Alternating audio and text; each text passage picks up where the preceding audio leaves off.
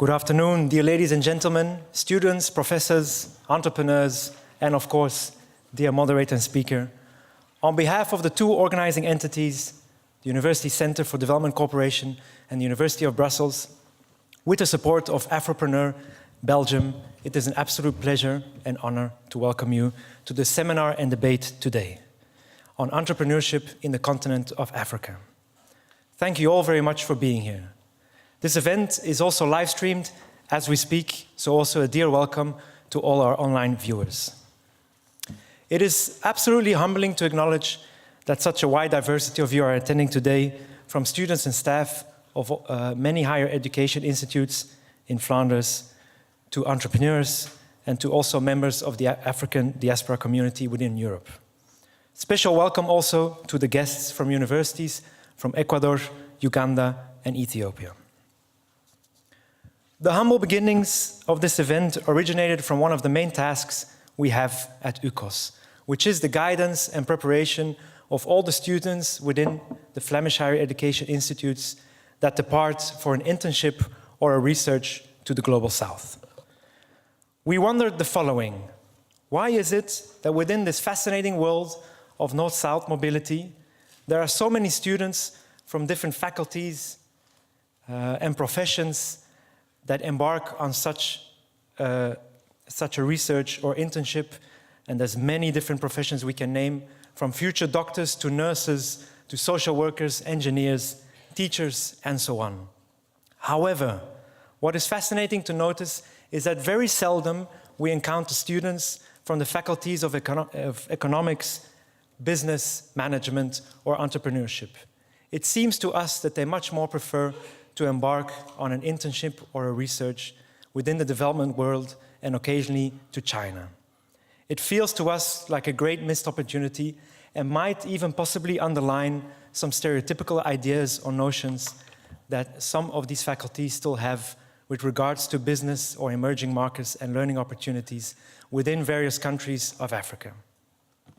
We would hence like give the floor to new ideas about international cooperation and partnership, and we will be privileged today to listen to our speakers, and passionate speakers they definitely are, to enlighten us on this complex subject.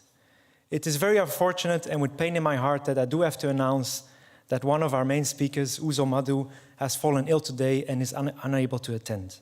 She shall be missed, but we shall try and incorporate some of her voice. This afternoon shall be divided into 4 parts.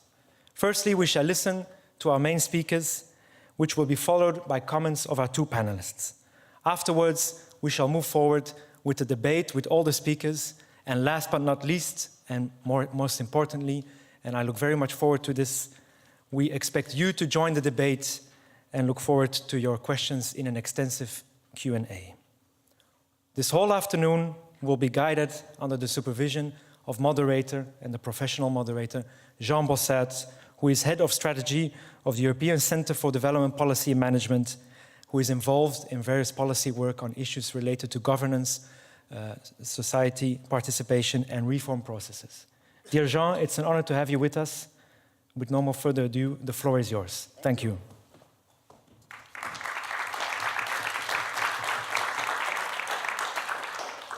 Hello, everyone.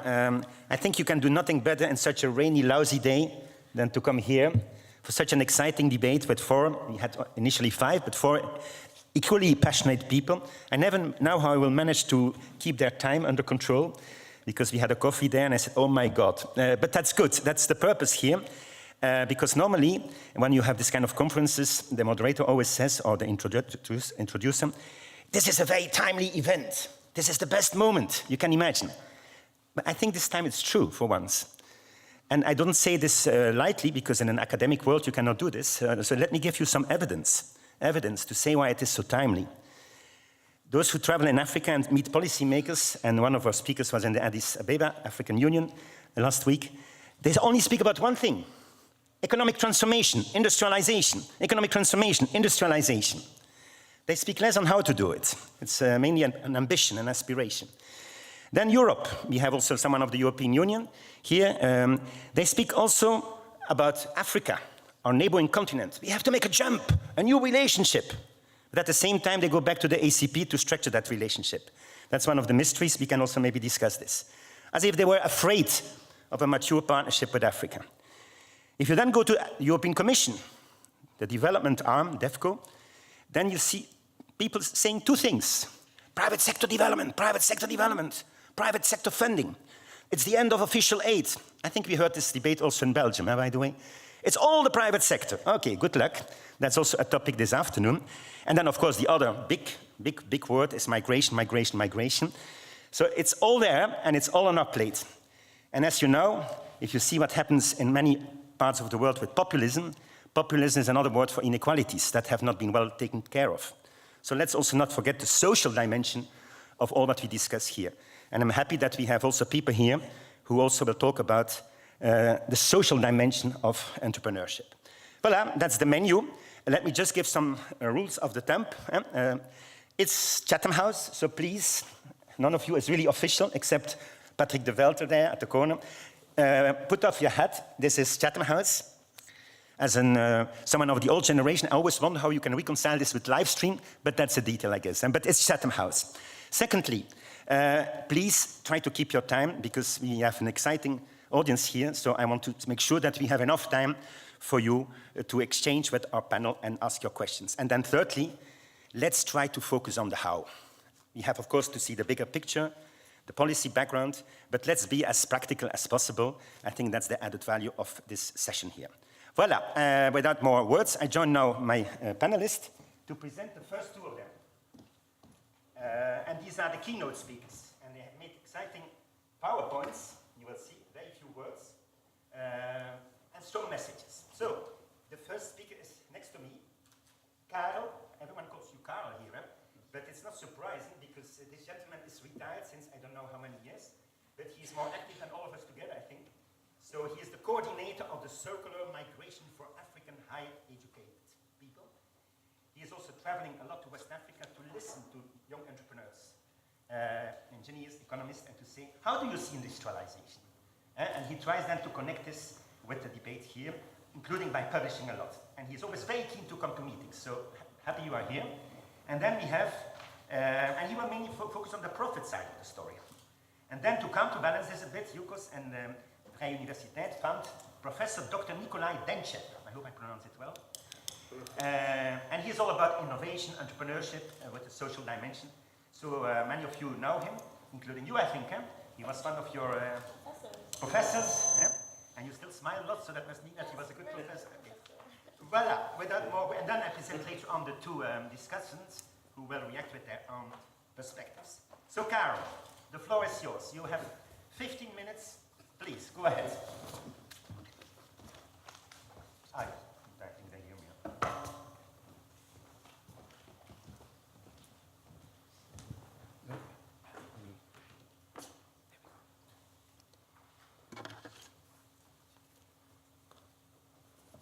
Ladies and gentlemen, good afternoon. I have the pleasure it's my pleasure to introduce to you an idea of how, on the actual situation of the climate problems that we have and the demography of Africa, that combination presents a unique opportunity for for-profit enterprises to go there and introduce human rights in Africa, while at the same time they also will, of course, create a market for their own products.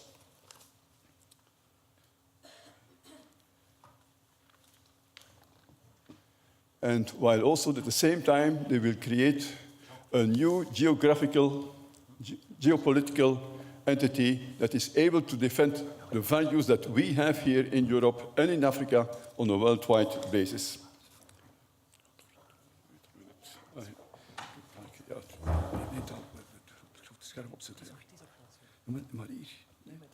Okay.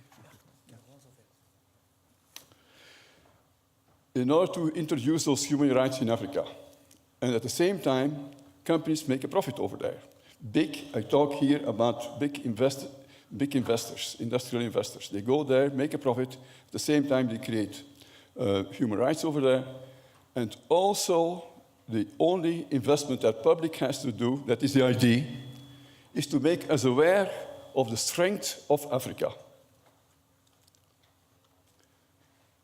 This dream that I have here is not only my dream. It has been said here that Europe is sometimes dreaming. Our president of the European Commission, he is also dreaming. He says he has the dream of that in the next 5 years, 10 million jobs should be created in Africa. Mr. Juncker, that is his dream. But this has to be done by the industrialization of Africa, yes. But it's not only him, who was dreaming like that. The late Kofi Annan did the same thing. He said, that there will be only not a single country in the world has ever been able to reach a high stage of economic and social development without having developed an advanced industrial sector. That is the idea behind everything. How does it work now? When big vested industrial investors go somewhere, of course, I'm not talking about the smoke industry. I'm talking about modern manufacturing industries. I'm talking about advanced agricultural industries and related services. Of course, they need normally well-educated professionals. They need people, and they pay normal salaries. And they have also the means to go there and do the investment. They also, at the same time, create a vocal middle class, an empowered middle class. And that empowered middle class, it's also them, that middle class, they install human rights. They call on unions and so on and so on. And that is how it works. So it's a bottom-up institution. Investors go there, they create quality jobs, a vocal middle class, an empowered middle class is created, and they install human rights. So far, other ways of doing this, of installing human rights all over Africa, have not worked. Apparently, this is working. Are they willing to do that? Are they looking for the long? Are they doing that? Ask them. This is some names. Ask Marie-Jo, ask Colruyt, ask Yumiko, ask Deme, ask Bekart, ask Yanon, ask Nestle, ask Barry Callebaut, ask them. I have seen some of them yesterday, and they do that, what I'm saying here. And why they do this? Why they are looking for human rights? Those listed companies, they are scared like hell about controversy. It has as a matter of fact, some of them, not one of them, does it really out of corporate social responsibility. They do it because they want to sustain their business. They want to sustain the profitability of their business. That's why they do it. And they are scared about controversy. It's not only that. Those companies also need their staff. Young staff, actually, they don't want to work anymore for companies who are not working in a social way, who are not respecting norms and values. Big companies do need those people. They do need those competences. It has been said here, yes, Africa said we need to industrialize. And maybe some of them have seen this picture. Was an emission at Canvas television in Holland also about the drownings in the Mediterranean Sea. The journalist did interview one of the major of a small village in Senegal, and he says, yes, my young people are leaving, and 13 of them were drowned in the Mediterranean Sea. Although, he says, in my village here, there is no problems, there is no war, there is no jihad, there is no tsunami, and they are living because they are looking for they want to make some money. They need more well-being, and they go and they drown in the Mediterranean Sea. Then the journalist was asking the guy, he said, yeah, and Europe has to help. How helping? Oh, it's simple. C'est très simple, he said. Au lieu d'investir dans les usines en Chine, venez chez nous. Ils vont rester ici. Now, is it possible now to industrialize Africa? Does Africa has the infrastructure? Do they have the competences to do this? I believe yes. Let me enumerate some reasons why. What are the trump cards of Africa? First trump card is this here. Is the famous demographic dividend. When you look at those graphs, you can find out that in 2030, 35, in Africa, there will be the same number of highly educated young people in the prime of life as in China. If entrepreneurs, investors, industrial investors would know that, they would go over there, but they do not know this. Second point, when you say industry, you need inner energy. Certainly with the actual climate problems that we have. In Africa, you have abundance of eternally renewable energies.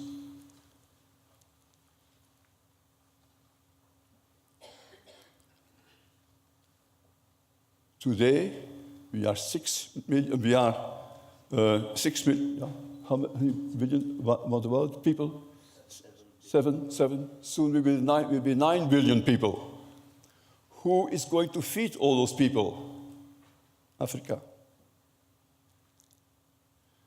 Today already, 85% of the population is living within the reach of a GSM antenna. That means that small, medium enterprises, they can be part of international value chains and adapt worldwide industry standards. When you say industrialization, you also say we need money. Ladies and gentlemen, there is money in Africa. There's abundance of money, a lot of money everywhere. Small financial elite owns that money. Unfortunately, that elite only invests today in commerce and in residential estate. The trick is now how to motivate them to invest also in a productive economy instead of only in commerce and real estate. And there are also 10 or 15 countries in Africa with a stable institutions, and that can work. So I recommend my friends, potential investments, do not try to go everywhere in Africa. Go to those 10 countries or so where you can already count on stable institutions. Summarizing, as a matter of fact, I believe that the real problem of Africa is that we are not aware of the strength of Africa. That is, if we would know about the strength of Africa and not only talk, yes, we can, there is misery in Africa, yes, there is corruption in Africa, but there is also that other Africa. We have to become aware of that other Africa. We have to make the promotion of that other Africa, and then industrial companies will go and invest over there in masses of quality jobs. Just one word about one of my hobby that is very close to my heart is a program of circular migration for highly educated young African professionals. People who have studied over there, they come and work here in our companies for 1 year, and after that 1 year they go back. And they give a boost to the African economy. Such a program, unfortunately, because our companies are not aware of the potential of Africa, only 9 companies today have subscribed to that program. In Germany, only 25, big country. So, and although that program has been recognized by the German president, and that president feels, this is really something unique. This is something fantastic what you are doing here, what this company is doing. It's a cross-fertilization between Africa and Europe, and everybody benefits from it. He says, unfortunately, we are not aware in Germany and in Europe of the strength of Africa. So he makes a recommendation, the German president, to really start an awareness campaign all over the places.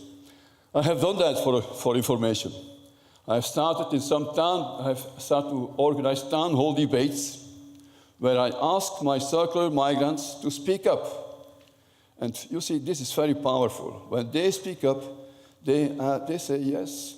Then those people, this guy here was in Altert, near Aalst, a town hall debate.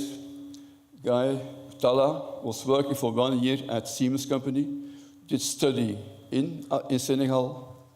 He is in charge now for installations and maintenance of high-tech industrial automation systems over there. When I explained this, to this audience over there, the first remark he got was, "Yes, Tala, this is beautiful, fantastic, that Siemens believes in you, and that they give you that responsibility, but you certainly have got your degree in Lyon, no? or in Louvain, or at the ULB. No, he says, I studied in Senegal. That's how I got my degree. Same thing for those people, for the following people. All those people also have got their degree in Africa, have worked here for 1 year, and they are sent back by the company as their ambassador to lead projects over there, to even do investments over there. So, I believe that the combination of the climate problem that we have, coupled to the African demography, that should be a formidable incentive for companies to go and invest over there in massive creation of quality jobs. And those quality jobs, they will end up in a middle class, empowered middle class, and that empowered middle class will introduce human rights in Africa. Thank you very much.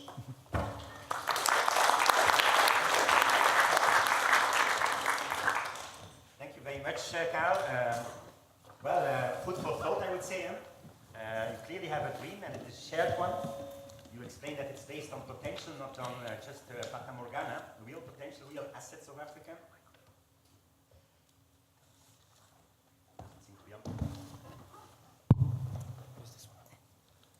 Thank you. So you then say there was potential that is ignored, especially in Europe, European industrialists, European policymakers.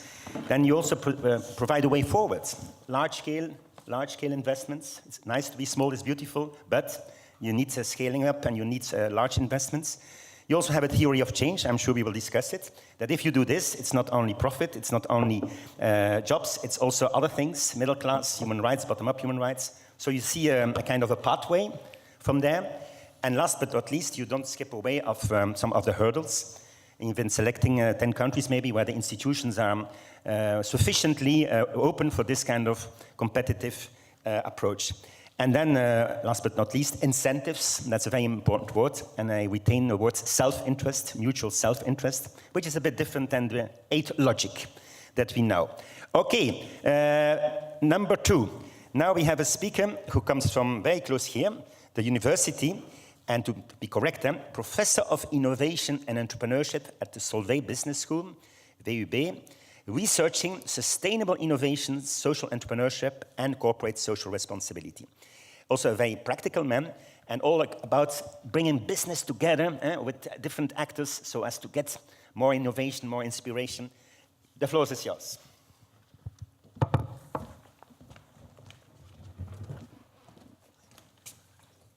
Social perspective.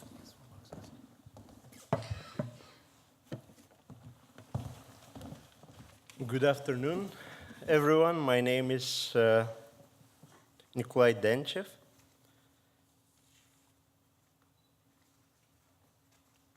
And can I find the presentation?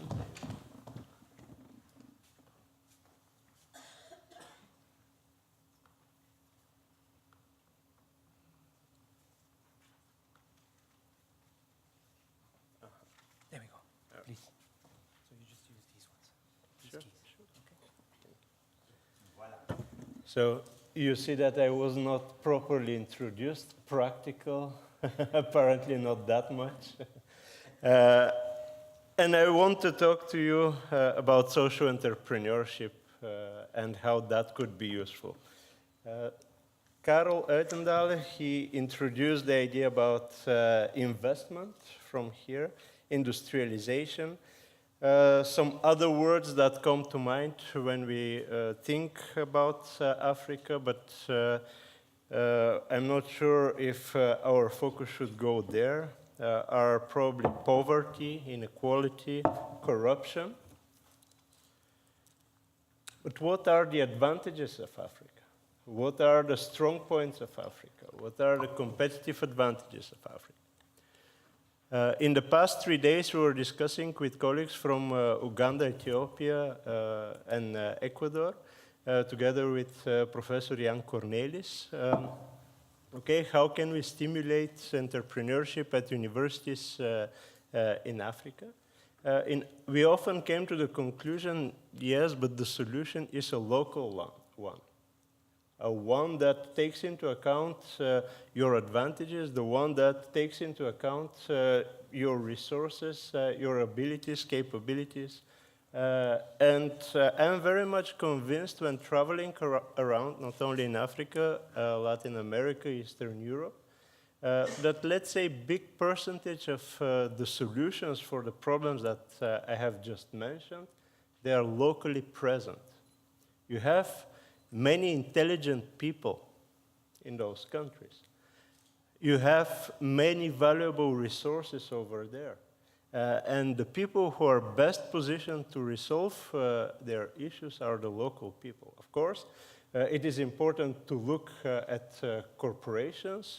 It's important to look at examples for solutions as well and adapt those examples to the local environment. This is just to start with. Then, well, Karel is in favor of businesses, for profit businesses that massively invest. I'm in favor of social enterprises. And let me tell you what type of social enterprises I personally prefer. Well, those hybrid ones that are quite innovative, that focus on social and environmental issues and resolve them. Maybe 2 examples, Close the Gap, Olivier van den Einde, also alumnus of VUB. He was thinking, okay, companies, most of them, they write off their computers in 4 years and the computers are still valuable. And there are educational institutions in Africa and many other countries around, I guess also in Europe, to be honest with you, who cannot afford to buy a computer. So they collect those computers, they take away all the information, they repair what has to be repaired, and they bring them to use in educational environments. Now what they realized is you can have a computer with a second life, but after that second life, that computer will be dead.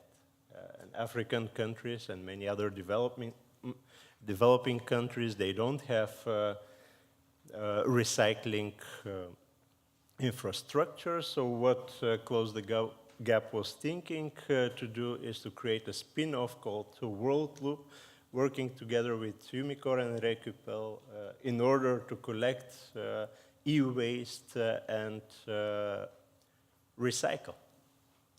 So this is an organization working with less than 10 employees, and every time that I look at their balance sheet, they have something between 4 and 6 million sitting on the balance sheet. They're extremely efficient, they're extremely effective, and they resolve, in the way I see it, 2 important issues in countries of the continent. Another one, Waka Waka. Those of you who love Shakira, I will disappoint you, it's not her song. But it's a social enterprise from the Netherlands. Maurits Groen leads that, and what Maurits does is solar energy-driven devices, a lamp that can also charge your telephone, based on the problem of if you don't have electricity, there are health issues using kerosene. It is also dangerous, houses going in flame. And this is actually a solution that is very well marketing driven. Maurits tells you, well, you buy one device and you donate one device. I call it in honest language, you buy one and you pay 2. But okay, this is a model that resolves the issues of many people around. And I can go on further. I think next to governments, next to NGOs, next to private sector, there is a room for social enterprises and social entrepreneurs to look and resolve the sustainability issues, not only in Africa, but also around the world. And in the coming few minutes, I want to share a few ideas how we think we can do it. And with the chair of social entrepreneurship, we are developing an international network to do that. Universities, VUB, we have at VUB 16,000 students and about 4,000 staff members, excluding our hospital. Professionals in various domains, so they have the knowledge to support. But also the numbers in order to be able to work.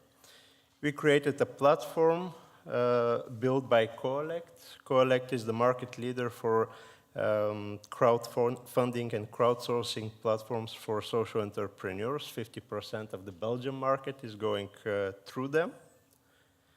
And the platform itself, it's not a big deal. You can use it for free.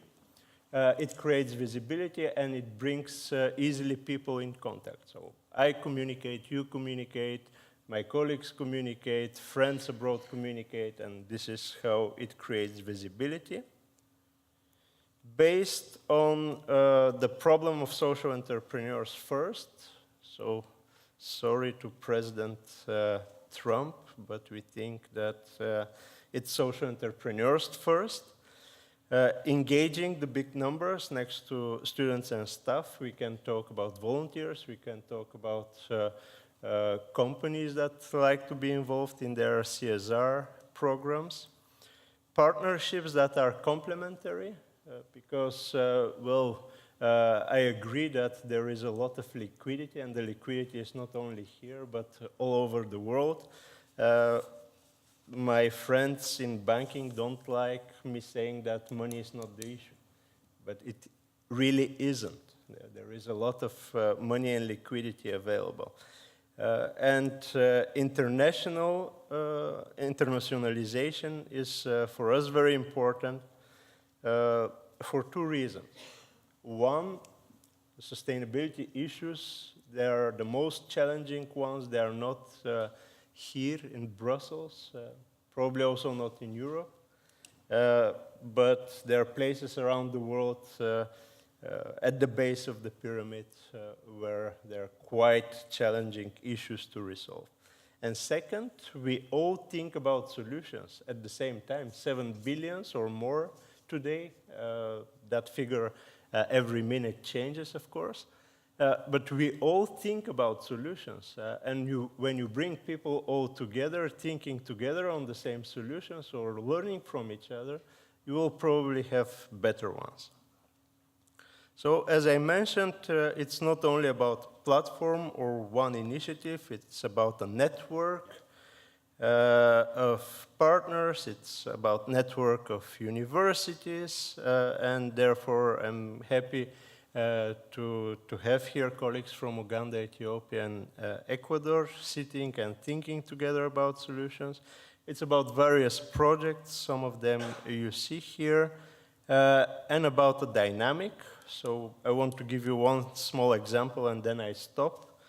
2 weeks ago we were in Tarija, where colleagues from Bolivia organized a fair with 63 entrepreneurs, 30 of them vulnerable, poor, base of the pyramid, and 33 more creative and innovative, from my perspective, basic entrepreneurs.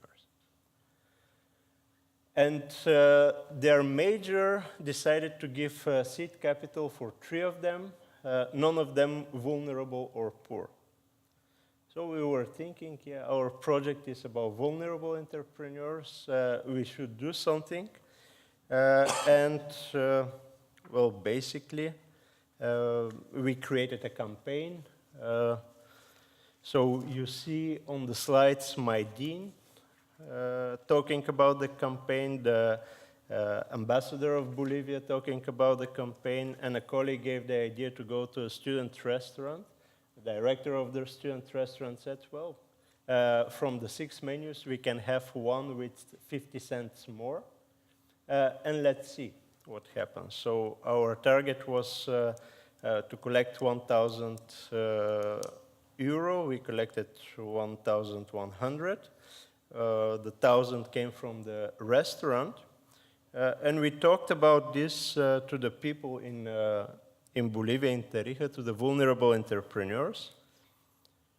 To our surprise, they didn't care about the 1,000 euro. They cared about the message that their ambassador, people from Latin America, other ambassadors and professors from Latin America, about 3,000 people taking lunch at our restaurant every day for 1 week, they heard about their story. And they felt encouraged, and they said, well, we basically thought that no one cares about us and what we are doing is not important. But now we see that it is. And by this encouragement, I think they are motivated to go further.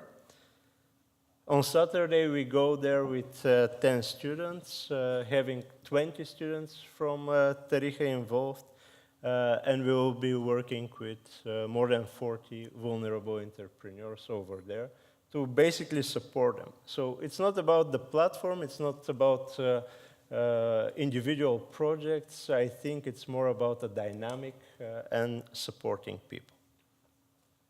Thank you very much. Here I will stop.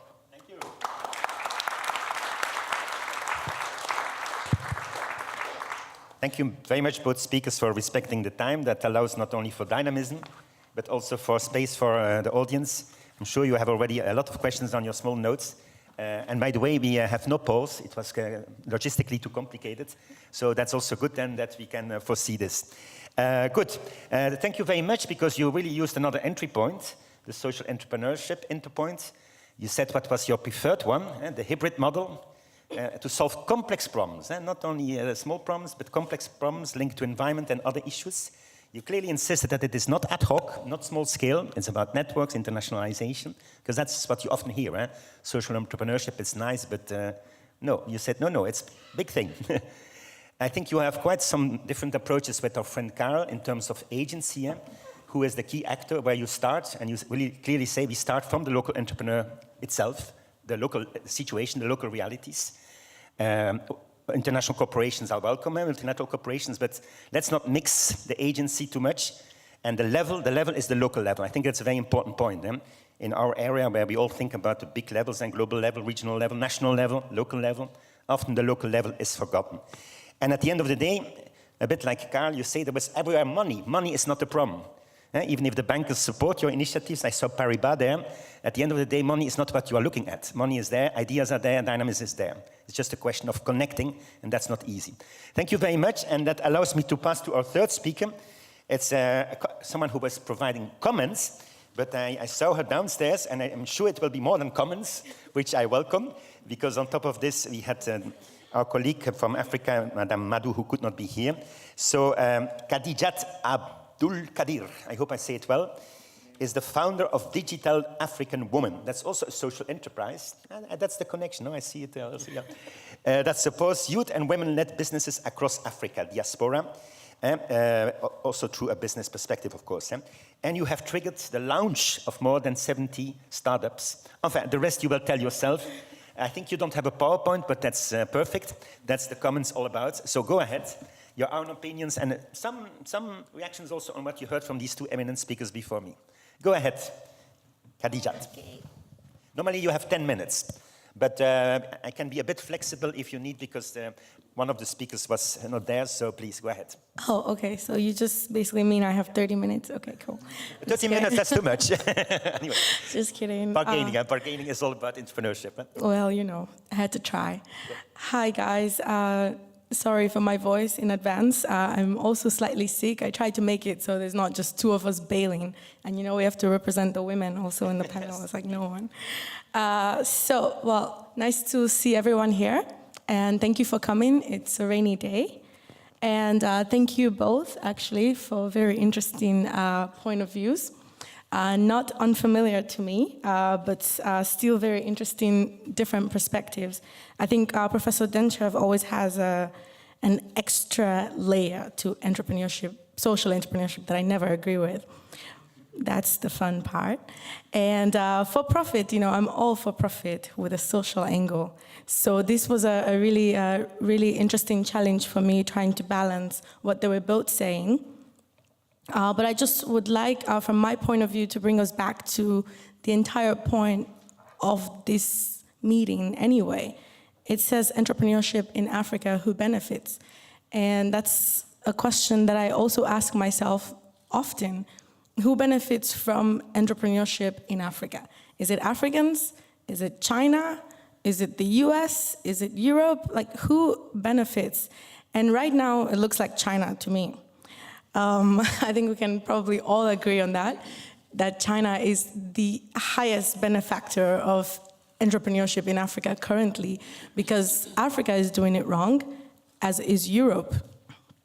So often the conversation with Africa and Europe becomes, Europe is really trying to do better. That's why we're even talking now about EU-Africa entrepreneurship relationship, is because Europe is getting very nervous that China is doing so well. I mean, we should be too, but I think our leaders are slow to catch up. They'll soon catch up, hopefully not too late. But China is succeeding because they don't care about human rights and all the things that hungry people don't care about. And human rights is a first world problem. Whether we like to admit that or not, it's a fact. When you're trying to survive, that is your first instinct. When you have passed the survival period, then you start to think about your environment, you start to care about other things, and then you start to maybe take a second look and to challenge whether or not your solutions are detrimental to people or helping people. But your first instinct, generally, when you're trying to survive, is how can I make money just to feed my family? China is coming with a dialogue in Africa that says, you know what, we used to be poor and now we're rich. Let's help you get rich. Forget about all this stuff everyone is saying, and let's just make money. And that sounds really like a great narrative for somebody who is struggling to survive, which is currently Africa in a way. Economically, we're trying to get balance. We're trying to find our footing. So the question of how should Europe, because I do consider Europe to be a leader in social issues, which I think are very important, issues which the US and maybe China does not pay too much attention to, which is why they're succeeding very well in doing business in Africa. I think these are issues which the European Union is a leader in. And now the question becomes, how can we benefit as Africa from having a more interesting discussion with EU where we're not seen as their kids, which they're going to protect, which they're going to donate money to, which they're going to quote unquote teach, but rather how can we say, oh, by the way, Africa, you've got something going on and I need something and here's how I do it and it's been working well. Debatably, it's been working for me. How can we work together to make sure that this works for both of us? And I think this is really the question which I think Africa and EU need to focus on, is how do we collaboratively work together? I think there's a huge discussion now around young people, and I see a lot of young people in the room, so I'll just focus a little bit on us and say that, one of the most interesting parts of our relationship dynamic today is that we're able to find solutions to problems. In Africa, I've managed to find a solution to a problem here in Europe and in Africa, and I'm working daily on that, and it's very profitable, and it's working out for both the AU, it's working out for both the EU, and it's working out for young people. Now the question is, what did I gain from being a part of the European Union conversation? Well, new skills. I went to school abroad for one thing, which is actually quite helpful because we can again agree that the African system for education is not where it should be. So these are the kinds of things which Africa can benefit from the EU.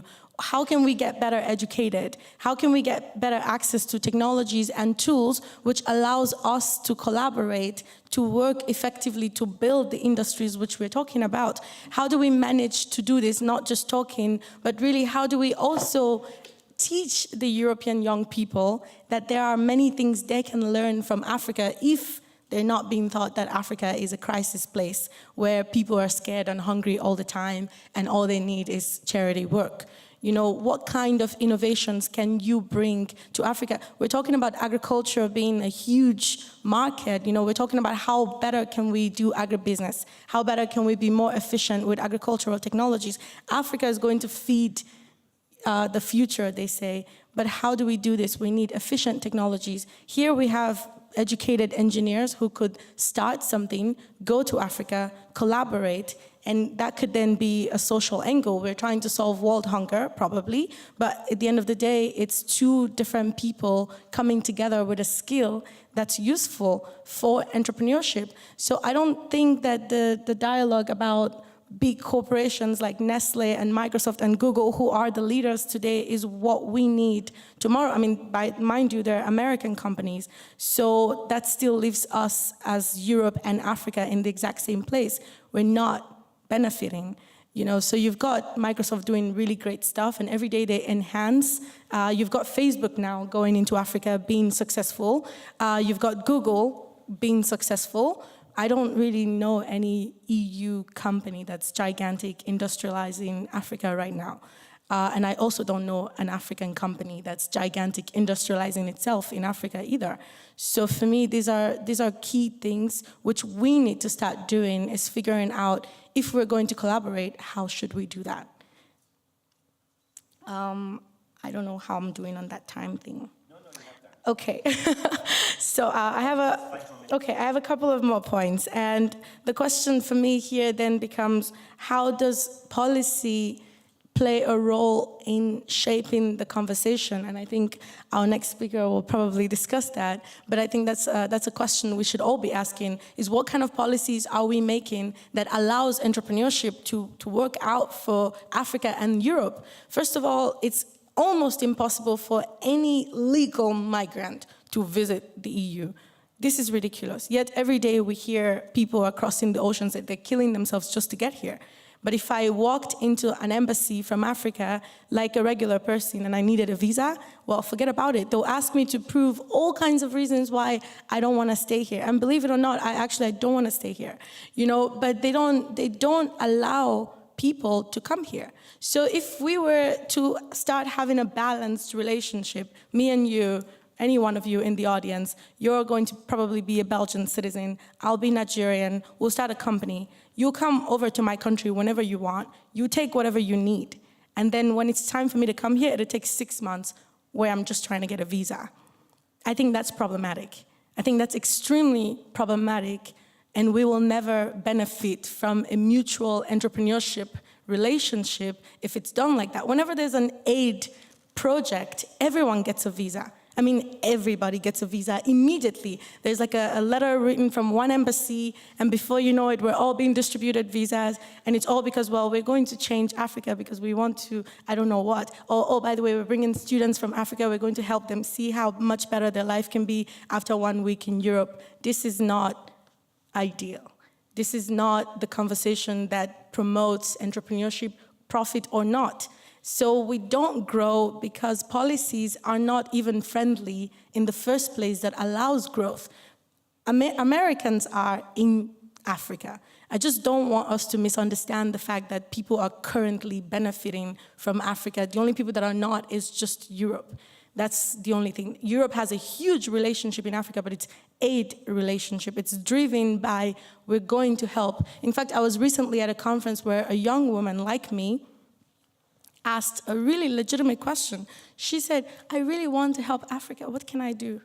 And I thought, are you kidding me? But yeah, she meant it. And it was absolutely no insult. She really desperately wanted to do something for Africa as usual. But that's the dialogue which you're getting fed. You're told that the only way is to help Africa.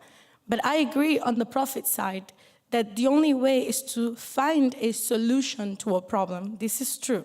Now, if the solution to a problem can make you money, better for you and me. However, that solution needs to be a solution that drives the economy. So if there is no economic benefit, if there's no ripple effect for the economy because of your solution, Africa doesn't need it. So if you wanted to, for example, we talk about donating computers with Close the Gap. Initially, when I heard of Close the Gap, I was thinking, okay, so how many people can you really give computers? But actually, that's a real problem.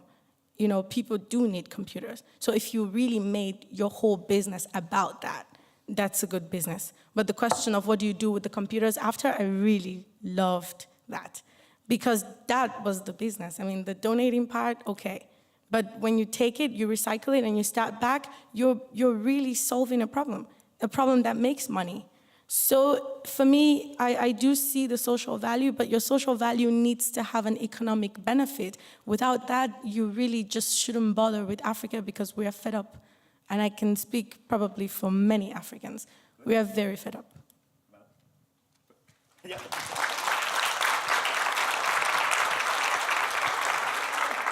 Well, I asked you to be frank and open and provocative, so that's perfect. By the way, as you know, I work for a European think tank, and we work all the day and night with all kind of Africans, policymakers, young people, businesses, and we also often hear that same conclusion. In fact, a big frustration that Europe is not doing different things with Africa and still is captured fully by this aid logic. And that this is something that creates a fed-up feeling in Africa. That's certainly also our experience. Thank you also for some strong messages. It's good that a young person like you is sitting in these complex institutional frameworks of the African Union and the European Union. Sometimes you must soupire, I think, which is, but it's good that you bring some fresh air in these things. And of course, your point that when we have conferences, visas are immediately given, but when businesses have to go there, it's a nightmare. We work now a lot in Tunisia, and Europe wants to do everything with Tunisia except visas for businessmen and young people, and so on and so on. And your warning about the dangers of aid addiction and aid dependency are completely contradictory to what you try to say, because it's the same message a bit. You can have a vision, you can solve problems, you can earn money. And of course, the big question that you raised is who benefits? And that you left a bit open. That's good for the debate. After our last speaker, which is very familiar in the Brussels scene, I guess, and in the Belgium scene more widely, that's our friend Patrick de Veltre, who after indeed a very busy Belgium life, wisely decided to go to Europe and to provide his expertise there. So he's sitting now in a think tank in the European Commission, the in-house think tank of the famous European Commission, so that must be an experience in itself. But he's also a professor and has a long, long, long life in civil society, social entrepreneurship, many other things. He's a man of 100 lives. But now he will talk about this topic, who really profits from your perspective. And Chatham House, Patrick, you are at home. Speak freely for 10 minutes, please. Thank you. Okay, thank you. Can you pass this one? This functions, I think, yeah. No, it's okay, it's okay. Thank you, Jean. In fact, you're saying that I'm an old man. That's, in fact, the message that you... Yeah. A young old man. A young old man, yes. Old man. Yes, indeed, I'm working for the in-house think tank, and this means that I have the freedom to go beyond the official line to take. So whatever I will say is my personal opinion. But what I would like to do here is, after listening to the three people who didn't contradict each other too much, I would like to add a number of elements so that maybe we'll go for a good debate. I do not know if you were listening to President Juncker when he had his annual speech for the European Parliament, his State of the European Union on the 12th of September. Because the message he brought was pretty revolutionary. He was really changing the paradigm with which we are looking at Europe and at Africa. In fact, what he said, that he would like us to build a European-African alliance. And he was talking about the twin continent, Europe, Africa. In fact, what he said was Africa, the twin continent, Africa, Europe, Africa first. And with this, he really changed the way we look, and he tries to change the way we look at our relationship with Africa. Because our relationship with Africa before was one where we said we are in the north and they are in the south. And we have and they don't have. So if we have to give. We have to give money, we have to give technology, we have to transfer knowledge, we have to transfer know-how. And this is indeed how we build our relationship with Africa, and mainly a development cooperation relationship. Now, Juncker says we have to leave this, to go for another kind of relationship with Africa. Our destinies are linked to each other. If things go well in Africa, it will be good for Europe. If things go wrong in Africa, it will be extremely bad, and very bad for Europe. But the same goes for Africa and Europe. I mean, if things go well in Europe, it's good for Africa. If things go bad in Europe, it's not good for Africa. So he's trying to suggest that we go from what you could call a deficit model to an opportunity model. And there are very good reasons why we have to do it. You know, sometimes we talk about Africa suffering from a resource curse because Africa has so many resources, minerals, fertile land, sun, etc., you name it. And this has brought us in a very particular way, both in Africa and in Europe. People think that Africa's destiny is to export, not to industrialize, not to create plus value. And this is very much in the mind of both the Europeans and the Africans. But this is still the way the Chinese are looking at Africa, the Americans, the Canadians, the Latin Americans, increasingly also the Arabs, the Turkish. They say, okay, we need coltan for our iPhones. You can find it in the Congo and a little bit in Australia.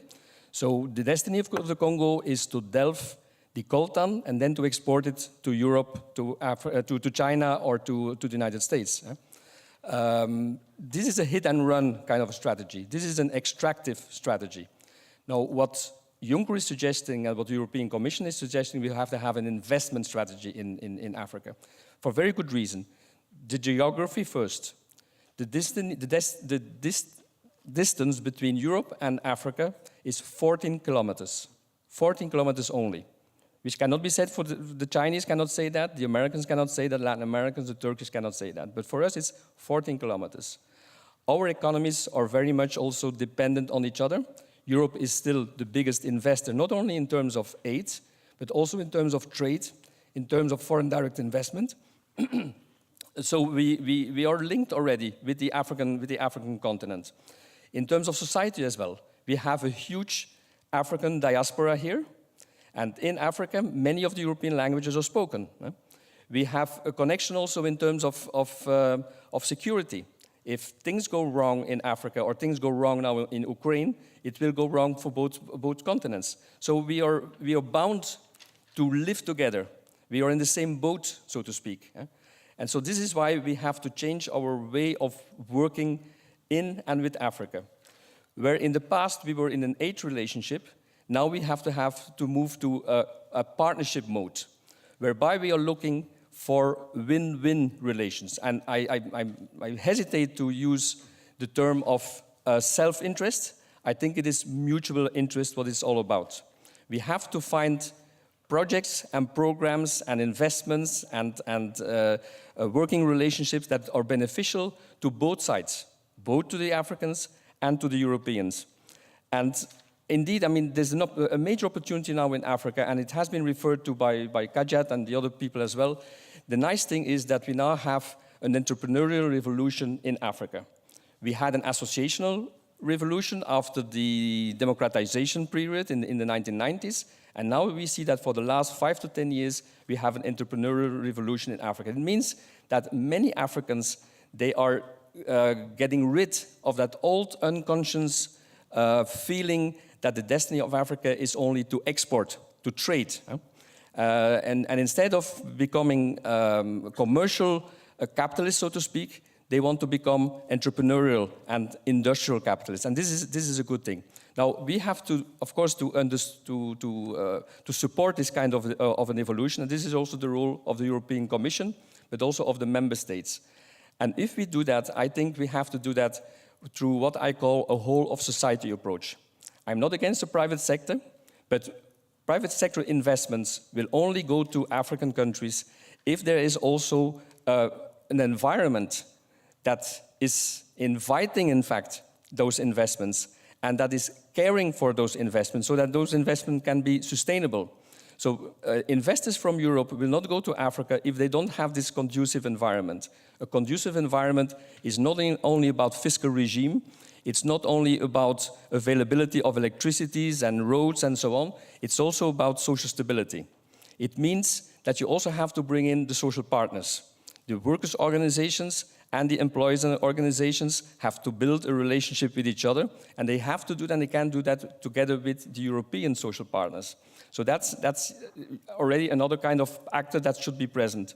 Whole of society also means that you also have the universities. Universities have an extremely important role to play, let alone if you look at the demographic evolution. We will have 4 billion Africans, of which majority will be youngsters, by 2100. 4 billion. We will be with 400 million, maybe 500 million. You see the rapport between those two. So we have all interest, also from a university point of view, to work together with our colleagues in Africa. The new brains, the next brains will be there. I will just one example. The Bosch Foundation in Germany has been very intelligent because they set up what they call the New Einstein Initiative. They are convinced, and they're probably right, that the next Einstein will be an African because of that demographic evolution.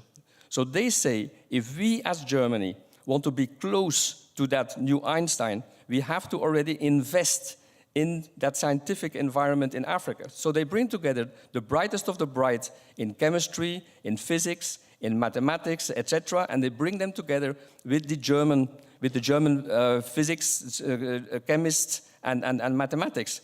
But because they say, okay, this is the kind of relationship that we want. We don't want those new Einstein people to only work with the Chinese or to rush to the United States. We want them to be interconnected already with the Europeans. So, I mean, this is why we plead for a multi-stakeholder approach. Private sector, yes. Also social enterprises, also universities, foundations, etc. If I may, one last thing, just for the debate. We talk about mutual interest. A lot of people talk nowadays about win-win relationship, okay? But if you win 5% as an African and I win 95% as a European, this is also a win-win relationship. So I think we also have to put that on the table. When we say we work on mutual interest, we work on win-win kind of relationship, it has to be equitable. Thank you, Patrick. How many people in the Commission can say what they want without following the party line? I think it's myself and maybe one other person. Good. Well, thank you for the non-party line because it added a lot of points. You are right that there are no major controversies among this panelists. They converge on a lot of points, but the devil is in the details as usual. And you brought some other of these small big points on the table. The underlying development model, because we can talk about a lot of activities and problem-driven solutions and actors and levels, but at the end of the day, what model underpins all this? And then you say, well, we are a bit trapped there in Africa still, and also outside actors see them as the extractive kind of approach, and the export model, the trade model, entrepreneurs also. Though you point out that there was an entrepreneurial revolution, which is indeed very powerful, and that they themselves take the initiative to get out of that trap. Then I think you also very clearly try to emphasize this whole of society approach. I think this is a good thing for the debate we will have now, because maybe somehow Carl expects a lot from the drivers of change to be in the multinational corporation and the big players. Both of you already nuanced it, but you said it will not work this way. You need really to have a multi-actor approach, a whole of society approach. As I said, we work a lot in Tunisia, and there you also see it, that unless you have social peace, social stability, and many other things, and they try to do it there, Tunisia and Europe, but you will not get there. You will not get the big investments that are needed. Well, that's for the debate. So thank you very much for also an optimistic and practical approach to this issue. Before we go to the audience, you must all be very impatient. We still have a moment now, because if you have 4 speakers like this, it would be a pity not to have them also interact a moment. So it goes in 2 rounds now, the next 20, 25 minutes. First, you can pick out, each of you, one thing that really struck you in the presentation of someone else. Or maybe 2, that's a bit more equitable. You take 2 points that you really say, oh, that triggered my mind, I retain this. It helps expand my vision maybe even. So that's the first thing. And then I will ask a few questions to you as moderator, but that's more to make the connection with the audience. But first, 2 things that really struck you, that you did not know as well, or so that clearly. Voilà. Maybe I start with Madam. You disagree with everything you said in the beginning to us. So with what did you really disagree, and what was that you retained from some of the other speakers? To get a bit to this kind of... where mind meets. Yes. So, okay, I don't know if this is a disagreement. Yeah, sorry. I'm not sure if this is a real disagreement, but I want to say that this is a concern, rather. Why do we feel, and I guess this is really a question for everyone at this point, because this is really my concern all the time. Yeah. Why do we feel like EU has to be part of the conversation of Africa's growth? Like, can we as Africans not grow on our own? It almost seems like this is a global problem. Everyone feels like it's their job. You know, here you are, I think this is actually my concern. It's, you know, EU is nothing without Africa and vice versa. I don't know why we only just realized that today. And I don't know why it seems to be such an urgent, I mean, you have an aging population in the Europe, for example. So, you know, imagine that everybody in Europe just aged and died. Sorry, that's like a really harsh statement, but just, you know, follow my thought for a moment. Then there's just Africa, and it has to survive for itself. So why do we have to be a part of somebody else's train to succeed as a... I mean, we have to industrialize, so why aren't we saying Africa needs to industrialize itself? Is it because we think they're not capable? And if that's the question, why? Yeah, very clear. That's your concern, and our gentleman immediately wants to jump on it. That's good.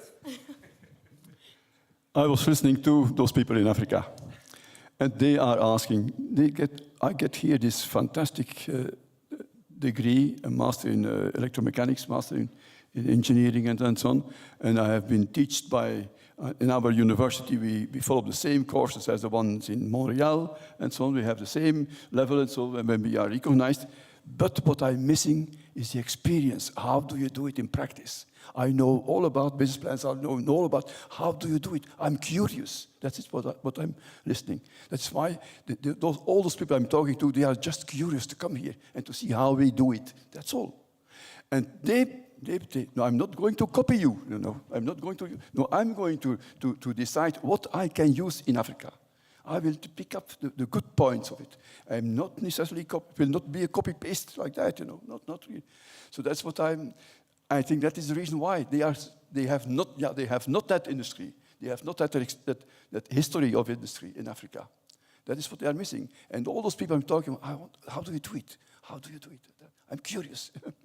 Let me immerse myself in your institutions. So it's not a matter of helping you, because they want to do it themselves afterwards. Exactly. They never hire Africans. This is a problem. When they go to Africa, they never hire them. Can you hear the Yeah, I can give you back the floor, yeah. And then we go to 2 other speakers, so their main concern. Yeah. Quickly. Those companies. The companies don't hire Africans, though. When they go there to industrialize Africa, they hire their own.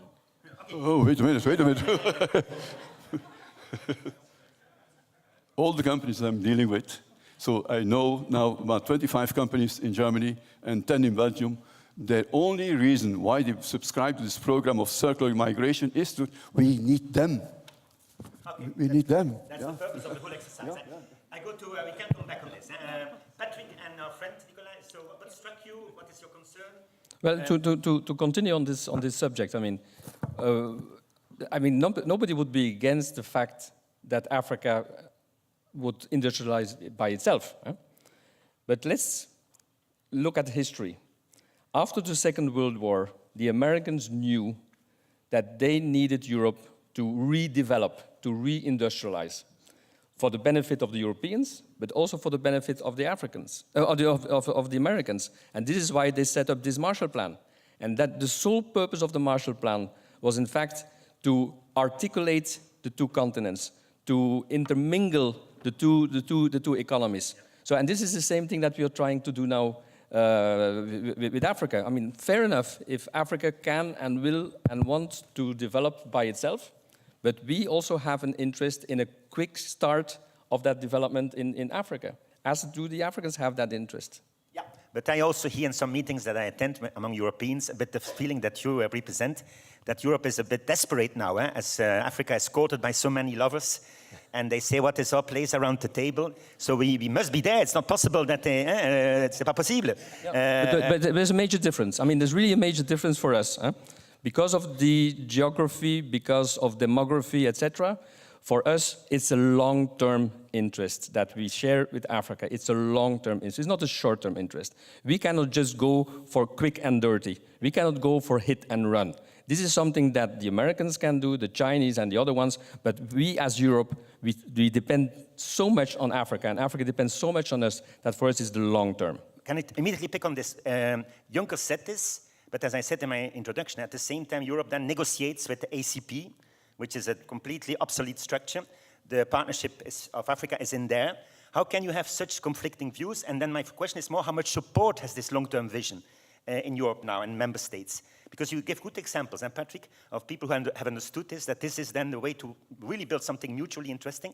But this is a majority of people, of policymakers, or are, like you say, and Karel, many of them still trapped in a kind of old-style reflexes and short-termism. What do you think, you are as an observer of these debates? Is Juncker still an only sole voice in this debate? I mean, I think he's showing the road, and he's carrying the flag and saying, please follow, and let's try it in a different way. Indeed, I mean, many member states are still trapped, as you say, in the old aid logic. But we have to show them that there is another logic that is much more powerful, and that is the alternative for what we have tried for 20, 30 years. Now, what the Cotonou Agreement is concerned, I don't know if people know the basics of the Cotonou Agreement. Is the oldest and the biggest aid and trade agreement in the world that links us with Africa, the Caribbean, and the Pacific. Now, that Cotonou Agreement is coming to an end by 2020, so we are indeed discussing on the future of the Cotonou Agreement, what we call the post-Cotonou Agreement. And indeed, we want to maintain that preferential relationship with Africa, the Caribbean, the Pacific. For a specific reason, together, we are more than half of the United Nations countries, right? And we want to weigh in on the debates within the United Nations. And we can only do that if we do that together with and the African, but also the Caribbean and the Pacific countries. But apart from that, we will also have specific regional contracts with Africa because of the specific problems and the specific challenges that we have in Africa. And we will have a specific regional contract also with the Caribbean because of their challenges, and with the Pacific because of their challenges. So you say wait and see for the African contract with Europe, and that's the whole issue. I don't want to forget Nicolas, because you are there at the end, but I see you. So what struck you in the debate? Is there a point that you say, if you really want to move forward on the how questions, what do you pick out that you really find exciting from your perspective? Well, I want to make two comments on what was said. One is related to the whole debate about who is benefiting and mutual benefit. And by many things said here, I'm a little bit struck by the fact that we start to talk about it either from an individualistic perspective for one of the two parties, or based on weaknesses. And being trained as strategists, I don't think that if you start from your weakness, because we are dependent, or if we have here problem, there will be problems, or if there are problems, here will be problems, it is a good idea to start and develop a strategy on that. You don't build a house on a hole. You build a house on a solid base.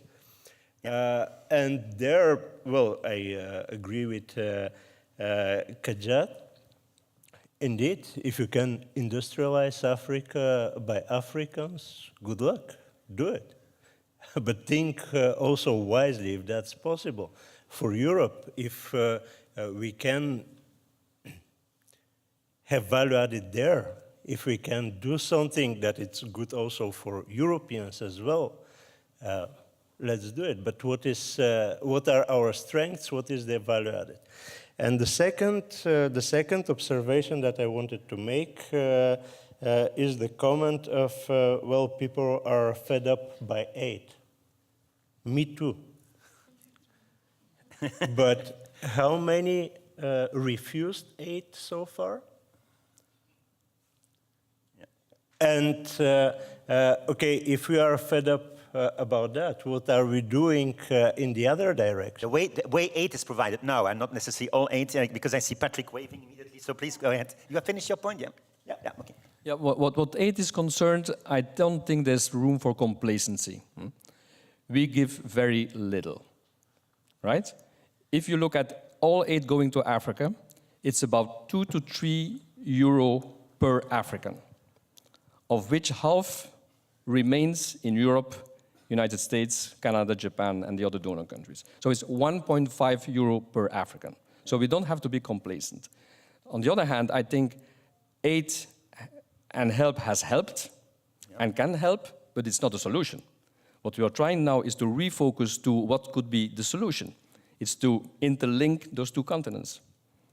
Yeah. Okay. Carl, you have also you have reacted to what Madame said, but you have maybe also a point that struck you, or that you say, I want to come back on this because this is something. The implicit remark that social partners have to be included in the discussion, but modern companies are used to that. That is what European companies are used to. That of course, yes.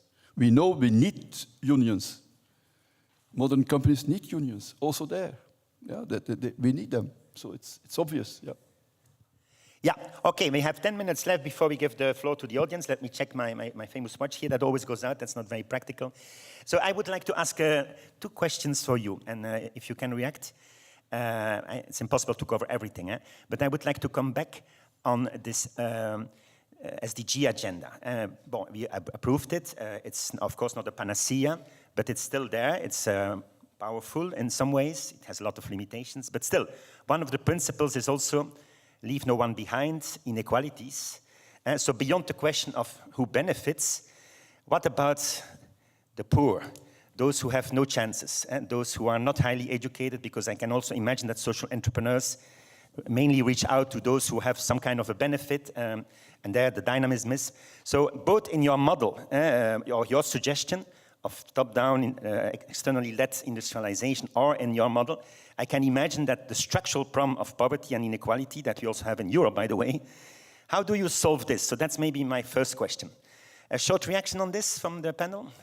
Yeah, I don't mind. I mean, we know from economic history that trickle-down has not worked nowhere. There's nowhere we have seen examples of a trickle-down effect, in the sense that you have economic growth that is benefiting the richer segments of society, and because they benefit, automatically also the poor will benefit.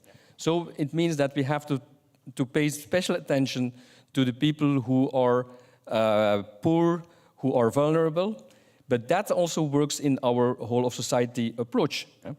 Take an example, I mean, this means also that social entrepreneurs in Europe have to be linked up with social entrepreneurs in Africa, that people from the health sector in Africa have to be linked up with the health sector in Europe, that the schooling system has to be linked up. A very good example is how can we Skype ourselves into the future.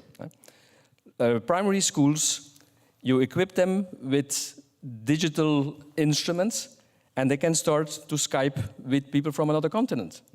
It will open the horizon of both the European children and the horizon of the African children. So, and in that way also you help them in their education process, in their socialization process. But I don't think indeed that we have to just to to focus on the higher level of the industrialists and the entrepreneurs and the big entrepreneurs. Elite, yeah. It's also working with the social partners, with the trade unions, with the farmers' unions, with the women's organizations, and also link them up with the Africans and the Europeans. As movements, yeah. Yeah. The neighbor, now that you are so close, because that's also a question for you, in your work, enthusiastic work as social entrepreneur. Of course. A very challenging question. I don't think I have, honestly, I don't have an answer on this one, but I will give you my thinking. And the thinking is, it is good to bring up the SDGs and sustainability. Africa has one advantage, and the advantage is that all those new technologies are there and can be used to frog leap other technologies that we here will have to restructure. This is one. Second, related to poverty, I believe that people living in poverty, they have valuable skills that nowadays they are not valued.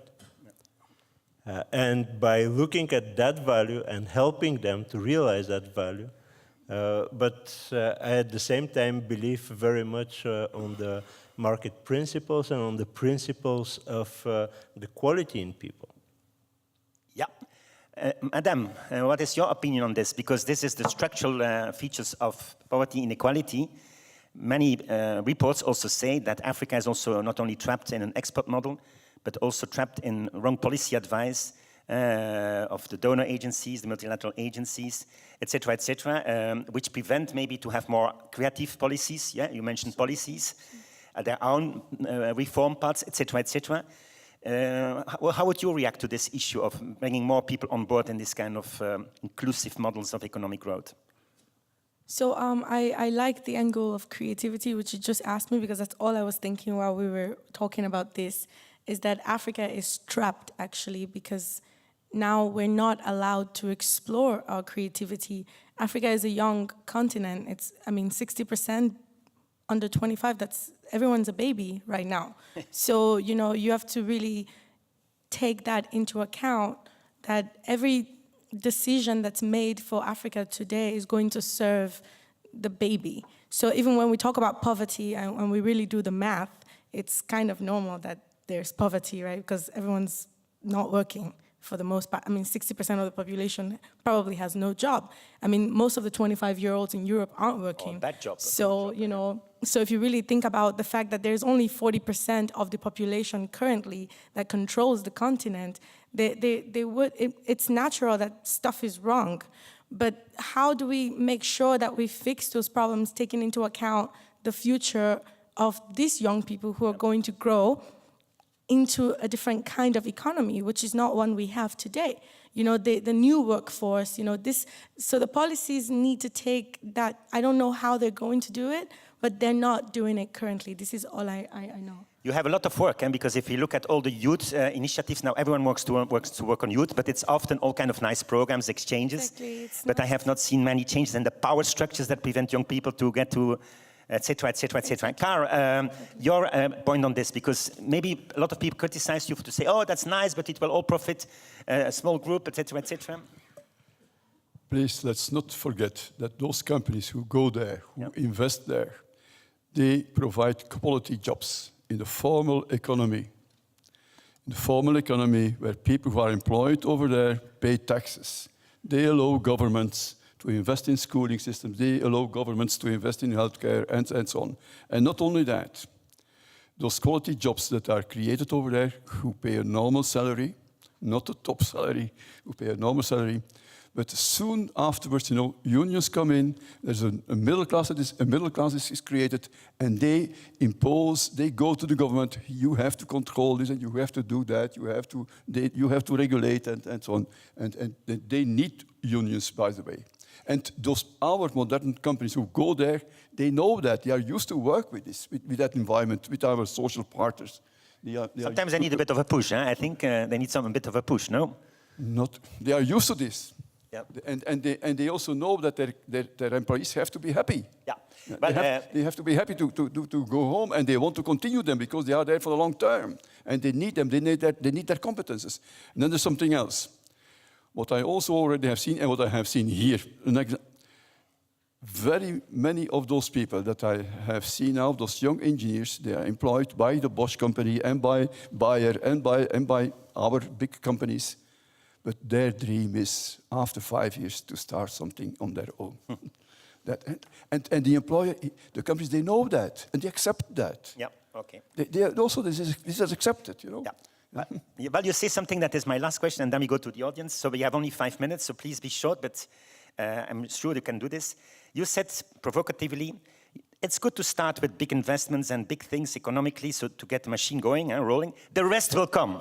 The unions, you said even a bottom-up approach to human rights, and you provocatively said all the other approaches to human rights that Europe has been pushing a lot have not really been effective. You expect a lot from this, and that's a bit the last question. This whole question of human rights, I know when you are hungry, that's not the issue, but at the same time, if you don't ask for your rights, you get trapped in a complete situation of despair also. So this whole political dimension, the political dimension of inclusive growth, asking for rights, for social economic rights, for some kind of transparent governance, accountable governance, where will it come from? Maybe I should ask this first to you. Can young people also push for this effectively? Or are they sidelined, marginalized? Because without power changes, we will not get far, I think.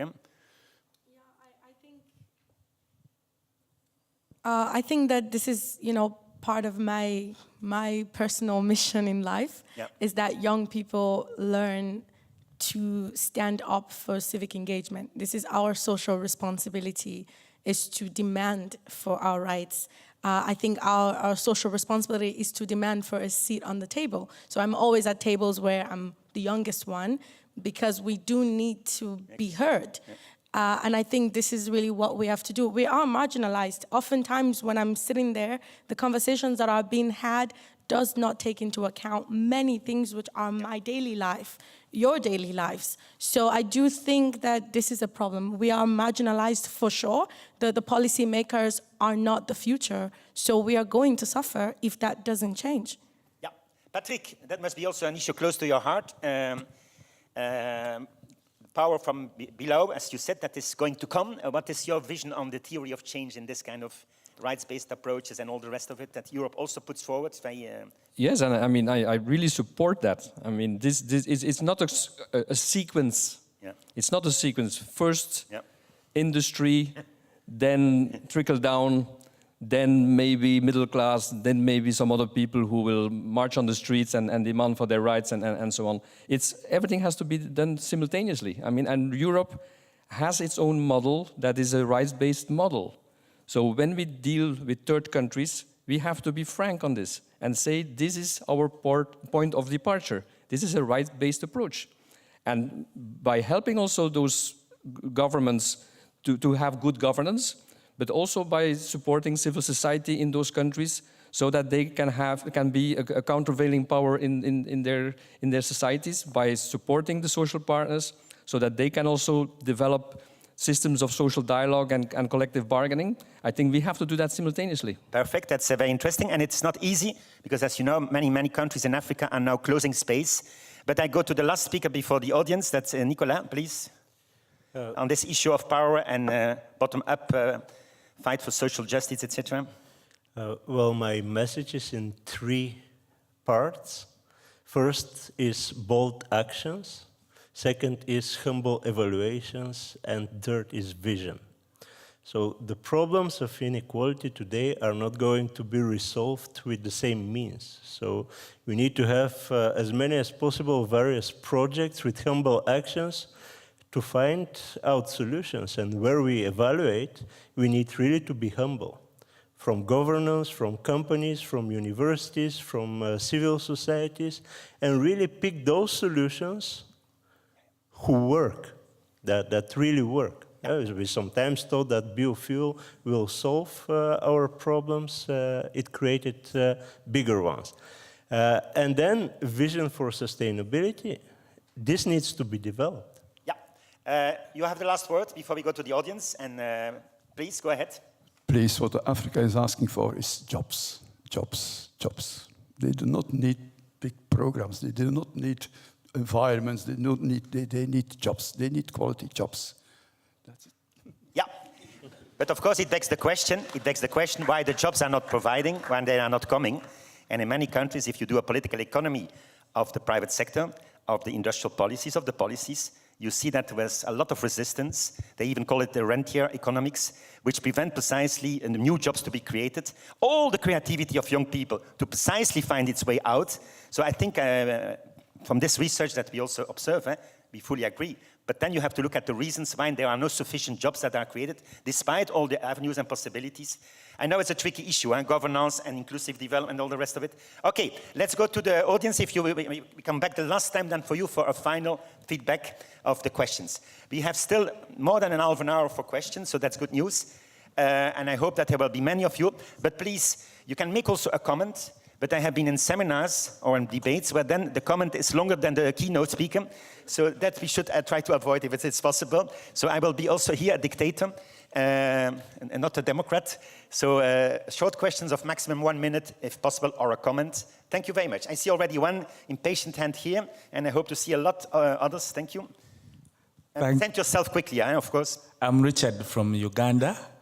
A private sector person or a public what do you do in life? I'm a public servant in Uganda.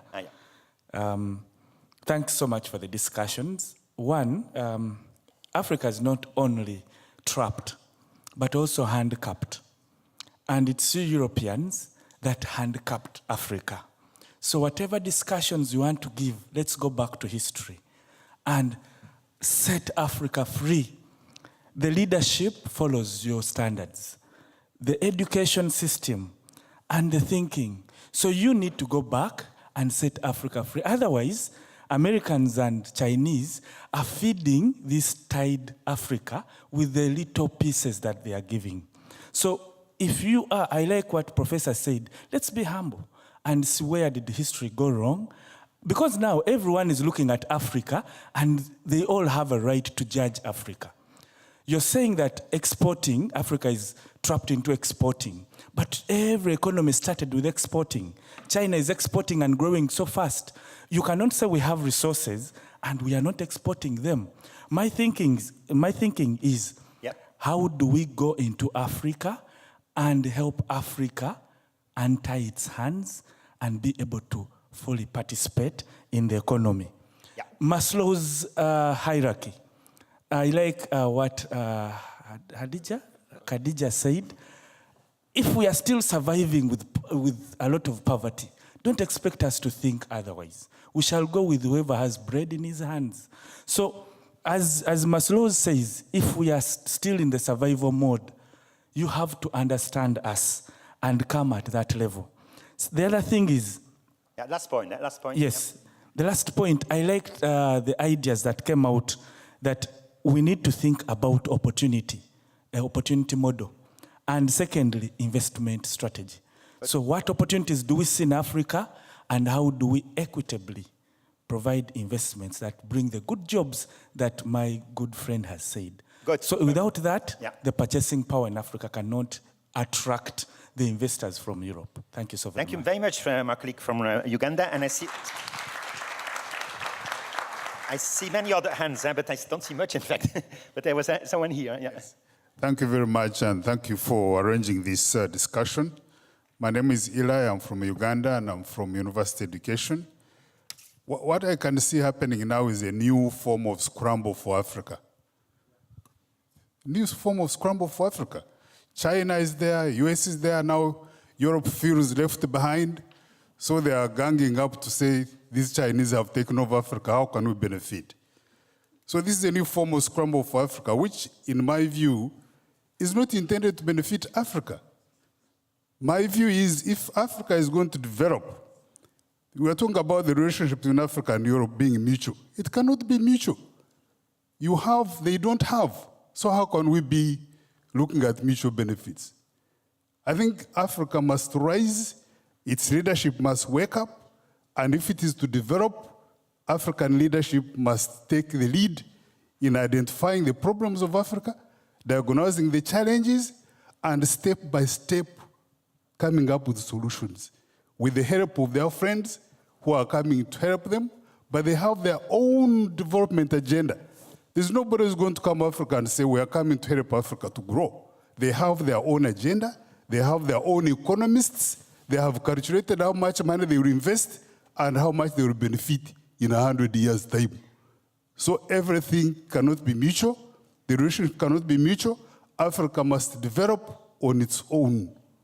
And I would like to request Europe and these other big countries to stop interfering in Africa. Look at what happened in Libya. They went in and decimated the whole country on the presumption that they are weapons of mass destruction. When they went in, they didn't find anything. And some of the leaders were humble enough, like Tony Blair, to say, we were wrong. But many of them just closed their eyes. Now look at what's happening in Libya. Libya will never be the same again. So give Africa a chance, come and help them, discuss with them how they are going to develop, and listen to them. You do not have solutions for Africans' problems. Thank you very much. Thank you. I promise at the end you get a moment of short moment to pick out some reactions because it's very interesting feedback from the floor. More of this. I know that you are listening for 2 hours, so it's now or never. We still have more than 20 minutes. Please help me a bit to find the people. Yes. Hello, I would like to say thank you again for organizing this amazing debate and to build up on the arguments made before. Who are you? Yes, my name is Marco. I'm from Kenya, and I work in a small NGO in Brussels, working with refugees. When we're talking about, of course, that Africa needs jobs, I think it's quite a shame we don't look at the informal sector more. Because a lot of things I've seen happening in Kenya, a lot of people come and say, yeah, we're going to build something new, scrap off the rest. But there is entrepreneurship in Africa. The informal sector is there. But the problem that it's facing a lot is that it's been demonized and cast aside, even though it does provide the most jobs in a lot of sub-Saharan African countries. So I think it's more about changing the discourse about, of course, not Europe getting in the middle of African business, but providing the infrastructure towards it, because if you look at countries like South Africa, where they are looking at informal businesses, they're still employing a European standard of development, which has provided that a lot of these informal businesses are unsustainable and non-exclusive. So I would like to hear from your side, how would you go at it? Yeah, I'm sure that is a link with the social entrepreneurship. Okay, others, yes? Yeah, we shift to the other side of the room. Thank you. My name is Gilbert, and I'm with my friend Pierre. We're from Rwanda. Actually, we're students, and we're interested in the link between the ICT, new technologies, and social entrepreneurship.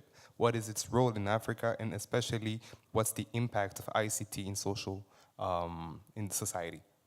Thank you. That's more a question. Yeah. Okay, we retain the questions. Yeah, other people? Yeah, please. I'm very happy we have all kind of African stakeholders who very enthusiastically react, but I also would like to have some feedback of our European friends, because we are talking about Europe-Africa partnership, mutual businesses, mutual exchanges. So, yes. Yeah. Hi, my name is Didier Appels. I work for Close the Gap. I'm a Belgian, so I'm a European as well. And maybe more of a general question / remark. We're always talking about the things that are going wrong, but I tend to agree with, amongst others, what Marco said. A lot of things are going well as well. We see a lot of good examples, both in the formal and the informal economy, both in Europe as in Africa. Why don't we stress more the positive examples? Why don't we share more the enlightening and inspiring examples of young entrepreneurs that are making a difference, that are having an impact, that are inspiring us across whatever color they have? And I think that the solution for me lies within supporting those entrepreneurs. And I would really like to hear your views on that, and I would really like to hear what we all could do to share those examples more, to inspire others, and to maybe give the means to do something without giving aid, just giving the means, making things possible for people to build their ideas into reality. Thank you. Yeah, that was a red line also in the different presentations, and build on the potential rather than on the weaknesses. It's there, and you don't even need a lot of money. So I think your message resonates certainly with our 4 panelists. Okay, we take maybe 2 more questions, and then you have time to digest them, and then we go quickly to some questions here. So we go for a second round. Because, okay. Yeah. My name is Erasmus. I'm a student at VUB. Yeah. I'm missing you. Okay. I love the presentations and the debate coming up. What I want to say is Africa, and it's not Africans are lazy, but sometimes it's how the businesses or the companies coming to Africa operate. Let me start from after independence. I'm from Ghana. After independence, when the British left Ghana, all the railway industry, sugar factory, they started collapsing, and they all drowned. Why? Because the British were controlling everything. They didn't employ them in the expert aspect. They employed them just for the mere labor. And it's happening today. Most of the companies going to Africa, they just employ Africans for cheap labor. They'll be doing the scrubbing and, but they don't employ them to the expert level where they can learn skills, where even when the employers are not there, the employees can take over the job. That's what's happening. They are going to Africa for cheap labor. So people who are going to invest in Africa, I think for them to sustain or for them to do well over there, they also have to look at the technical aspect when they are employing people. Thank you. Thank you. Very appreciated point. I see a gentleman here, and sorry, and then we come here. Yeah, please. Hi, hello. I'm working for IOM, the International Organization for Migration. And I have a very practical question. I think it's more directed to Mr. Oitendal. Concerning your labor mobility program that you said that it's quite hard to convince companies. Circle model, yeah. Yes, sorry, circle mobility. I myself am working now with some projects with that, and I also find it very difficult. So my question for you is, what are your main arguments when you are talking to these companies and trying to convince them about joining circular labor mobility schemes? And also if you think it is perhaps more interesting to go on an upper level and talk to unions, sector federations, if it's more effective than to just target specific companies. Yeah, okay, if you allow me, one more question here, and then we go for a second round. And don't worry, those who have not been able to... yeah, gentleman from? From Uganda. My name is James Bulenzi Buto. Don't worry, that means young, nice boys. But Khadija talked about our impact in terms of industrialization. And I was wondering whether there was any company in Africa that is indigenous in Africa and has industrialized or affected growth in Africa tremendously. I think there are many. And those that are pretty obvious, for example, are the telecom industry.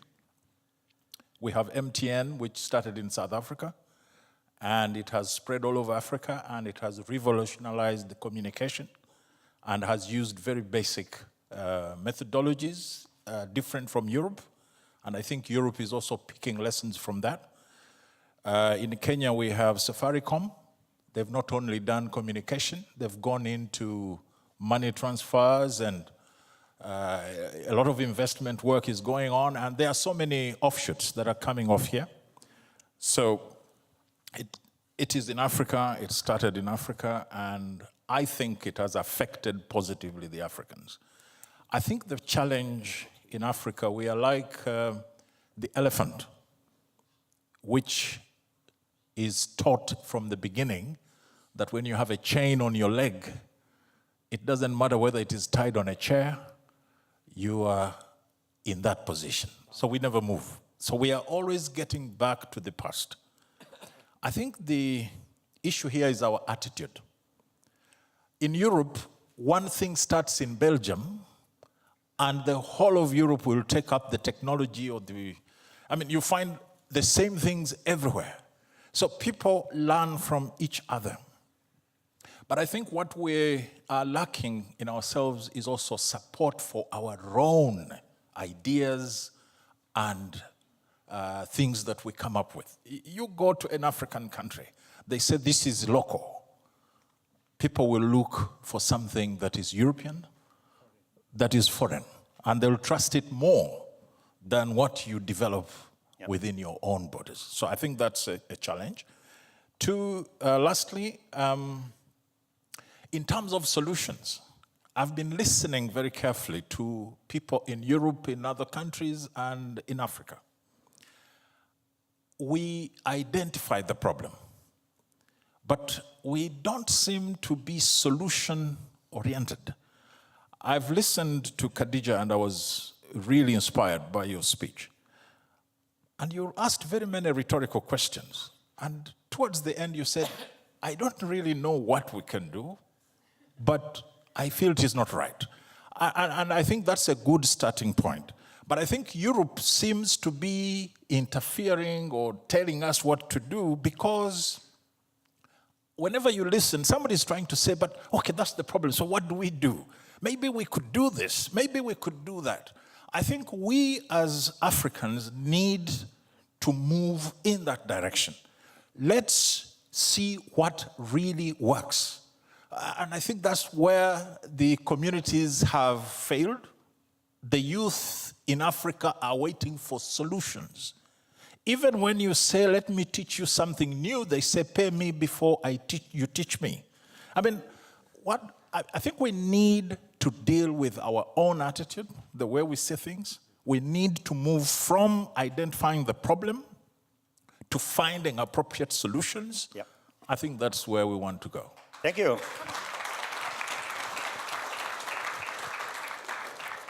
Okay,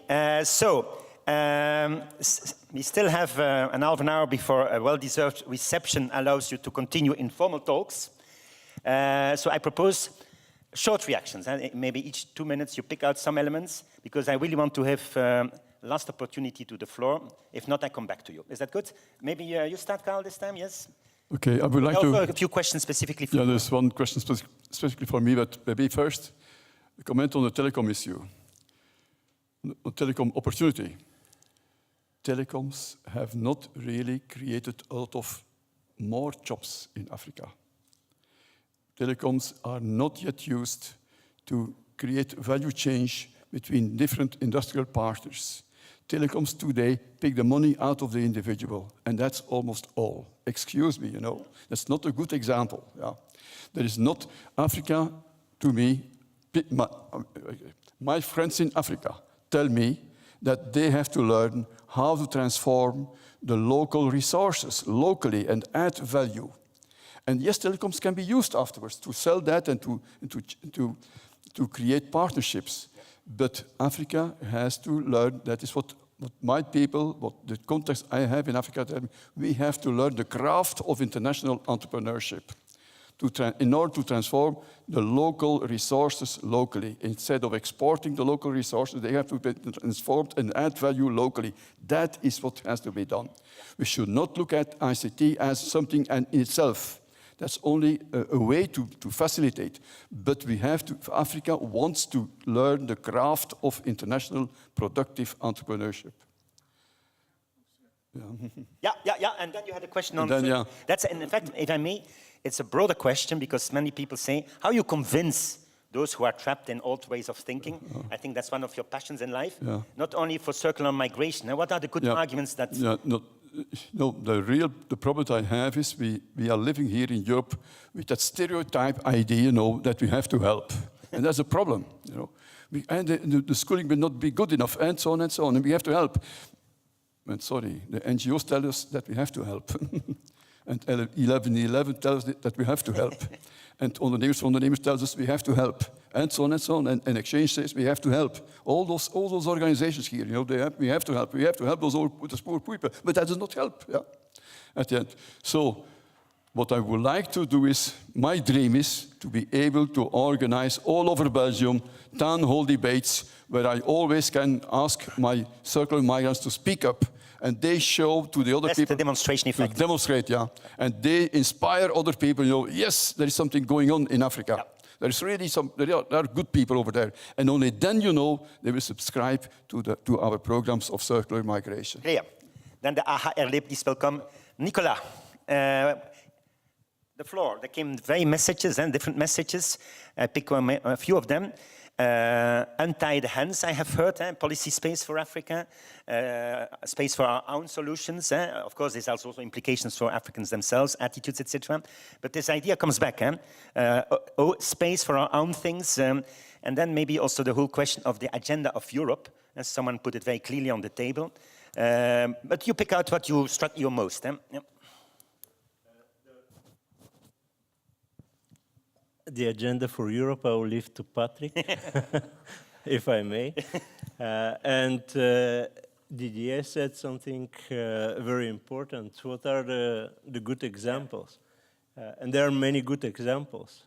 Let's bring them. And well, what works is if you bring a local good example, it inspires more or most than any nice stories about Google, Facebook, and the like that are very big in the sky and we experience as difficult to touch.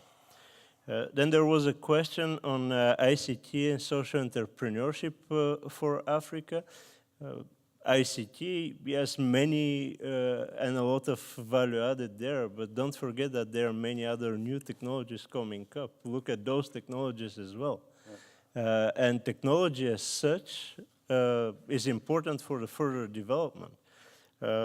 Now, social entrepreneurship, I don't see it as help and go and help.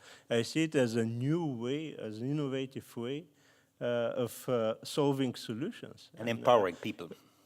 And resolving solutions. Look at the problems and resolve them with the right business model. Yep. Good. Patrick, you have that one question on your plate, and it's a very important one, because I remember in our center we worked a lot on the EPAs, the Economic Partnership Agreements in Africa. And this was the most controversial issue for a decade. It's still not solved. So there was really an impression among many African policymaker circles, but also young people, businessmen, that on trade, for instance, that, our liberalization policy is mainly for our own interest, etc., etc. So this is a real issue there, elephant in the room often. But it's, of course, more complex than this. So this question of Europeans' own agendas, the scrambling for Africa, is that also... How is that playing out in your circles where you are moving? But you know, again, I'm insisting on the fact that we are convinced that we are in a long-term relationship with Africa. So it's not a question of scramble. That's for other ones. For us, it's a question of investment. And let's be clear. I mean, in terms of what the Chinese are doing, you know that in September there was the FOCAC, which is the Forum on China-Africa Cooperation. China promised 75 billion in loans over the next 3 years. This is exactly what we give in terms of grants to Africa. It's not loans. We're not bringing them into a debt trap. It's grants in our case. Then also we have the External Investment Program, which foresees now 4 billion that will be leveraged by private investment and be around 40 billion by 2020. We intend to increase that to about 100 billion investment for the next multi-annual financial framework. 100 billion in investments. What we also are working on is mechanisms to stimulate investments. In other words, we want to de-risk investments in Africa by giving guarantees, first-class guarantees, for example, but also, for example, a lot of social impact investors, they face problems with exchange rate risks. So we are trying to develop mechanisms to cover those exchange rate risks. So you see, this is really not a hit and run, a quick and dirty, a scramble kind of a strategy that we are following. It's a long-term investment in Africa. Yeah. Okay. Finally, the two last panelists, Madam. What struck you in the questions? Pick out one or two because we would still like to go back 1 second. Okay, so I'll just be very brief, and I will focus on two things which are actually personal to me. One of them was the question on ICT. I'll just generalize that to be technology because I think ICT is not the right description. And the second one was asking about how we are solutioning I sort of didn't make the panel about me personally. Otherwise, I could go on and on about all the things I'm doing in my ecosystem. But I think technology has actually helped a lot. And I like the idea of making sure that people understand that technology is not an end, but rather a means to an end. So you need to understand that technology is not going to save Africa if Africa doesn't have the right business skills to save itself using technology. So how do we teach them the right skill? How do we make sure that the SMEs, which are, by the way, largely women, and this is where my entrepreneurship capacity actually started to come into play, was that I had a social mission to really liberate the woman economically. I think that when you look at Africa, 74% are women SMEs. So that's actually the entire economy. Like the future of the economy are women. So how do we make sure that we ensure that these people are actually doing the right business that creates a ripple effect of jobs? And they're usually in those lower labors like agriculture, fashion, the ones which have value chains. So this is where we need to pay attention. This is where the focus needs to be when we look at Africa. We look at what are industrializable sectors and who is playing there. Right now, those sectors are largely dominated by women and has the hugest potential to use technology. So what I have personally done actually was make money off of this, which is really interesting because this is the kind of Africa we want. We want the Africa that sees potential, finds a way to, yes, create jobs and solve a social problem all at the same time. And if we can free the women economically, if we can manage to use technology to create jobs, that's really entirely what we need to focus on as a solution. But who needs to do this? Who needs to drive this conversation? And who is in charge of it is really the question on this debate now is, who gets to start that discussion and who is in charge of making the right policy and creating the right atmosphere for this to thrive? So I hope that answers a bit. Maybe you can just say one word, because it was a question, I should have asked it also to Nicolas, on the informal sector. I'm not a fan of this sector, so let me pass it. But that's in itself interesting. Okay, quickly. Then, yeah. Yeah, quickly, yeah. Well, I will pick then this difficult question. If you have 40% of the world population living with $2.50 and if you a day, and if you are confronted with extremely immobile governance, not to say irresponsible, the least, I don't have a problem with the informal sector. Yeah, okay. You can still come back, Katisha, if you want to explain later on, but I first want to go to the audience for the last time. Carl, you have a lot of things that you also heard. Maybe a last reaction on some of these points, because I see you are moving around. But the informal sector, please. Countries need a formal economy where people pay taxes. You cannot, without that, it will not work. It can never work. Countries need taxes. But it's a question of course, transition from indeed a situation of... Okay, but therefore you need those investors coming in with modern technologies. You need with their modern business processes and so on and so on. I see that and there there you learn the craft of international entrepreneurship. Okay, Nicolas. Well, I fully agree with Carol to the extent that when you pay the taxes, where do they go? First, and second, are now companies going to resolve that? Yeah, okay, as promised, it's a fantastic debate, but I think we have still to give the opportunity, and I see that we have an extremely enthusiastic Ugandan team here that is promising for the future of that country. So maybe we have time for 2 or 3 more interventions. Yeah, and that's the case. Let me give to the people who have not yet spoken, and then I come back to you. The gentleman or the person in white there, yeah? So 3 more short. I knew that this would happen. Okay, 5 more. So, okay, short, because there are more candidates now, please. Okay, thank you. My name is Teddy, and I'm from Kenya, and I'm a student at VUB. My comment is rather going to be part of what other people have talked about.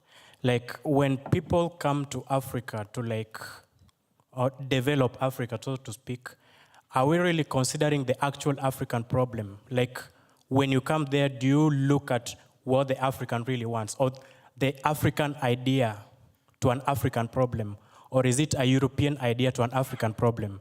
Do you look at the African problem from their point of view, and do you bring in the solution based on their local structures? Or do you come in with a multinational organization and then maintain the structures of the organization from wherever it is from and make it happen in the local situation?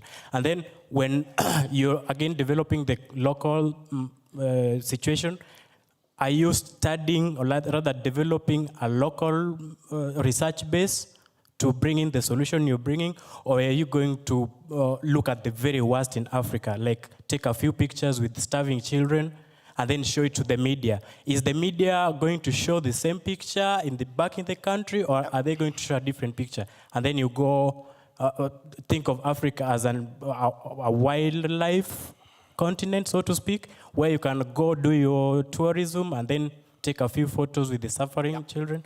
I think the vision of Africa should also be changed a little bit if something is really going to happen in the local ground. Perfect. The people with the micro see better. Yes. So we had 4 hands still, and someone at the very end there. We will not forget to. Yeah, if you can be short. Yeah. Okay, thanks. I'm not reacting to all of us. No, I think thank you. I think this is a think tank, and we want to come out with solutions. And my experience with working in government in Uganda is we have realized part of the solution for Africa should be one, that if European investors are coming to Africa, can they help us with these two? One, develop and have appetite to work with local partners. We have struggling business people in Africa. Can you have appetite to work with them?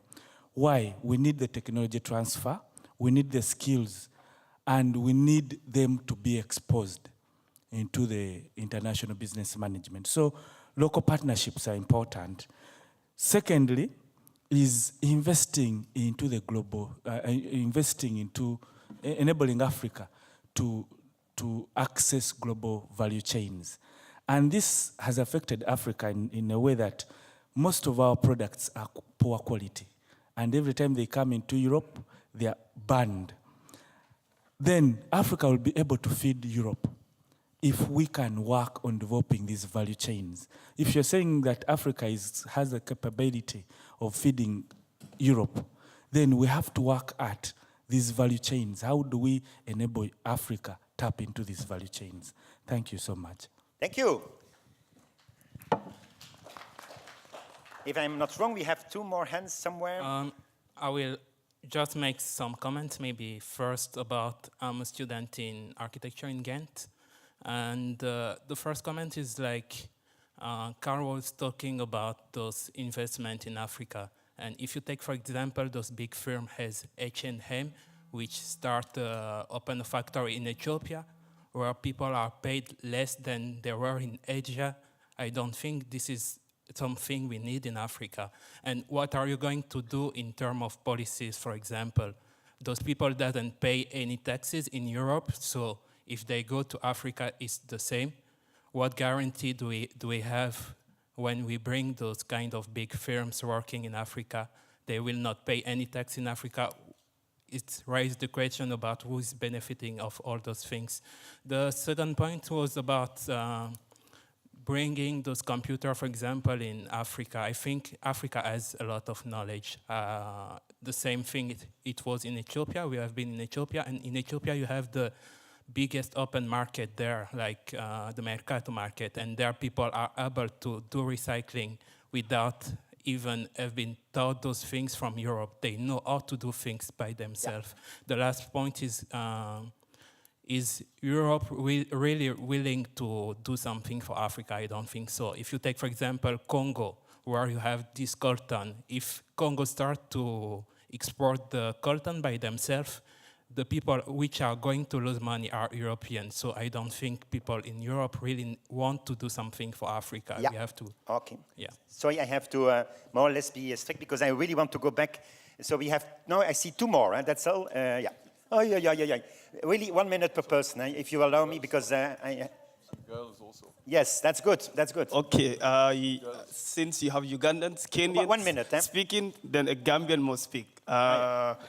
Yes, that's, yes. First of all, I'm a bit disappointed because I think the question seems so fearful.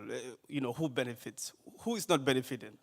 I think it's very easy. It's Europe historically is well linked to Africa, so there's no fear there.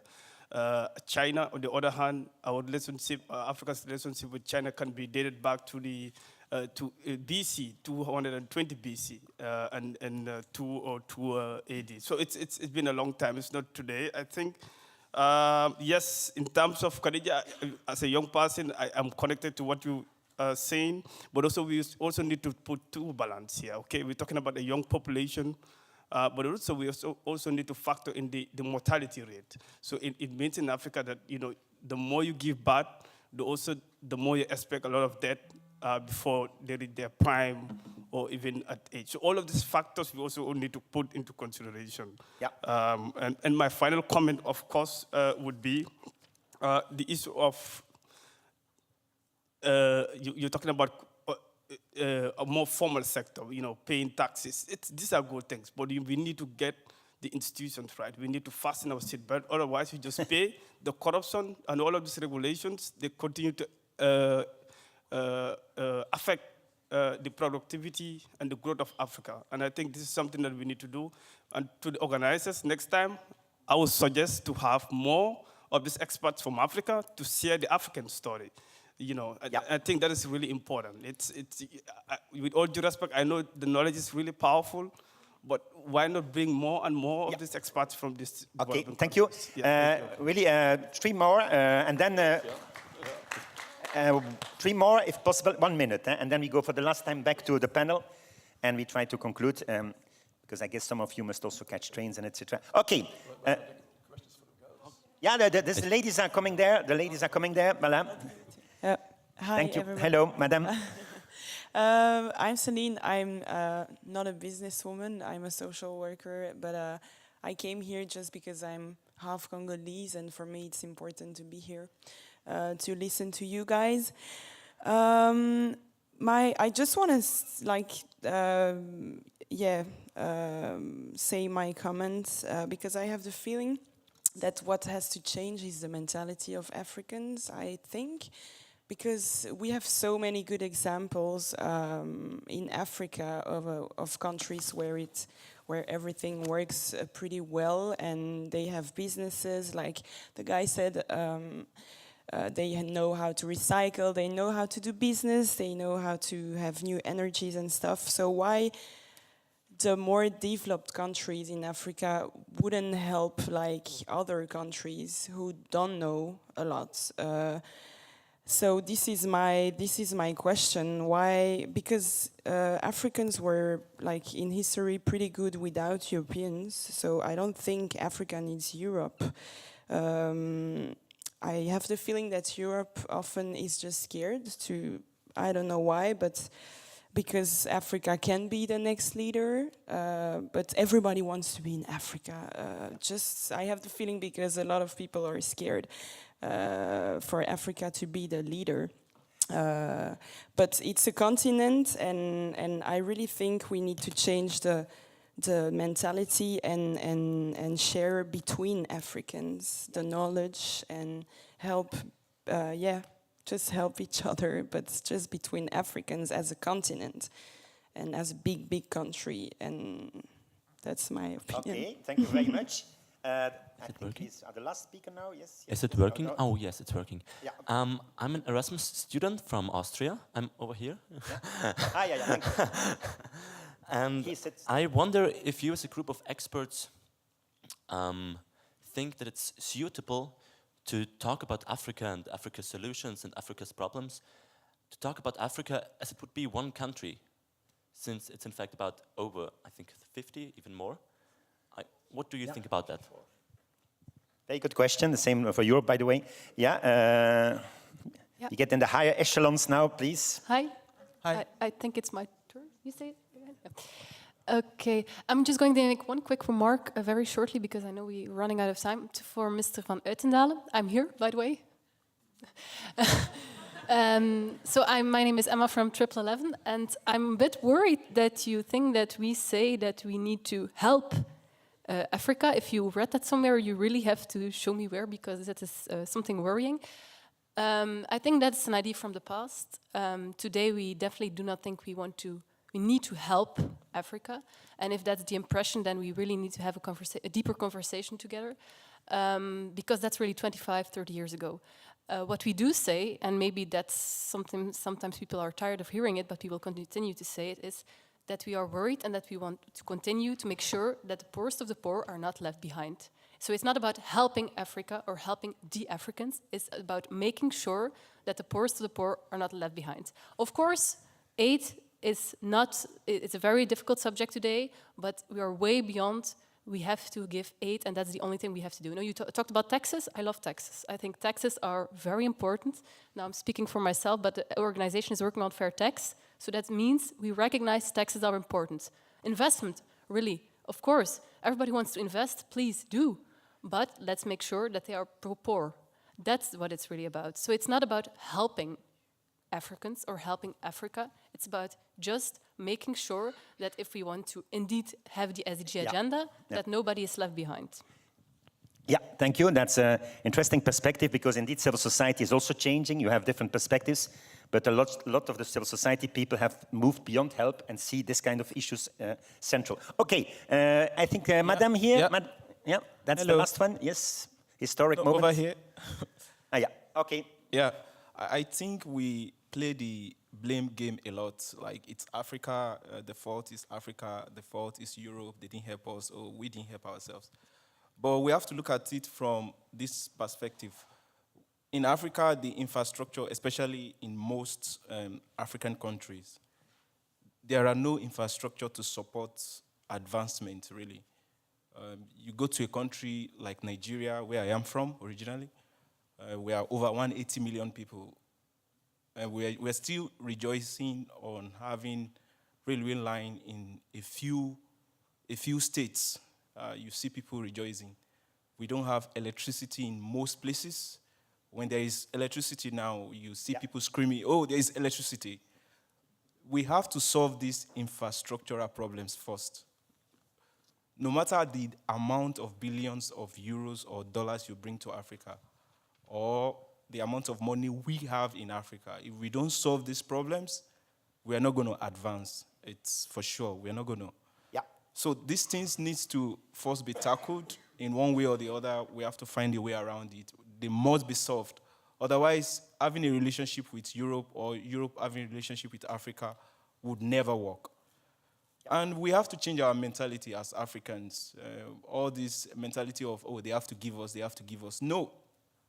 What can we give? We have cocoa, we have land, we have resources. How can we properly exchange this for betterment? These are things we need to look at. We ourselves, we have to build the country ourselves. Yeah. And of course, the political instability, of course, it's a major challenge.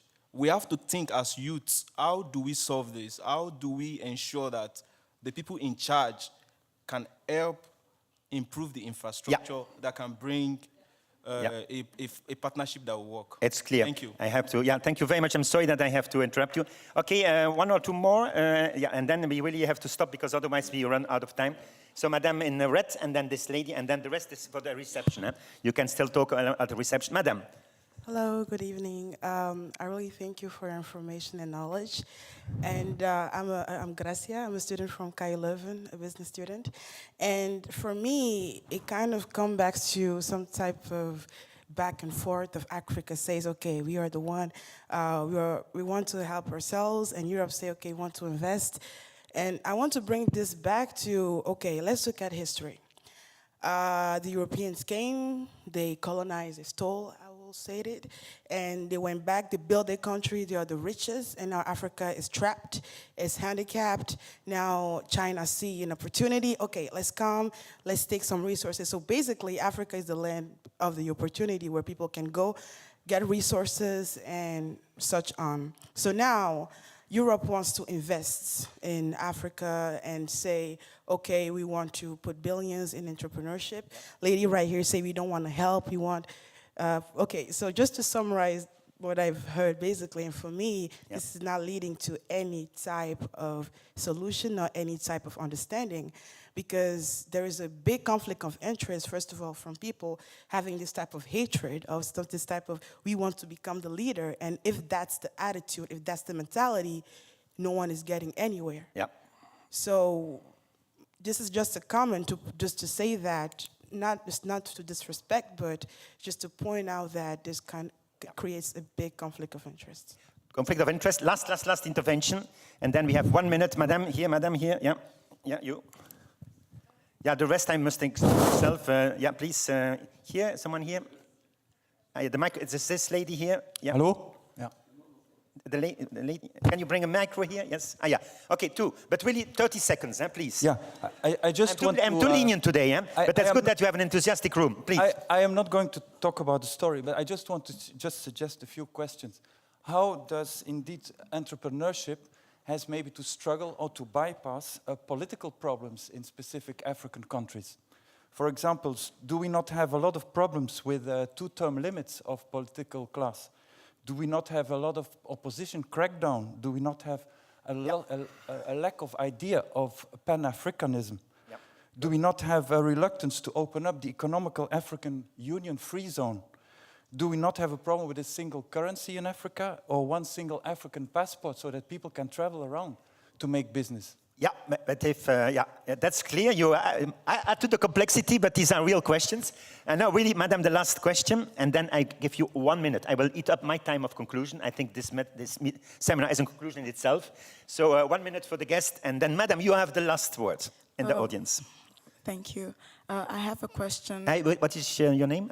My name is Christel. I am a student at the KUL. From? And from KU Leuven. Yeah. Okay. And my question is about the human rights that you were talking about. I have the notion that the human rights that Europe wants to impose in Africa is the human rights through the eyes of the Europeans. But what about the human rights or the values of the Africans? Because clearly they are different.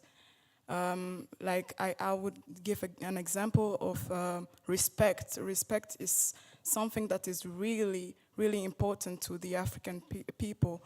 And it is not so well pronounced or too pronounced in Europe. And so I have the thought, that I have the feeling that whenever people talk about human rights, they talk about what Europeans think that are important and not what those Africans that you are trying to help think they are important.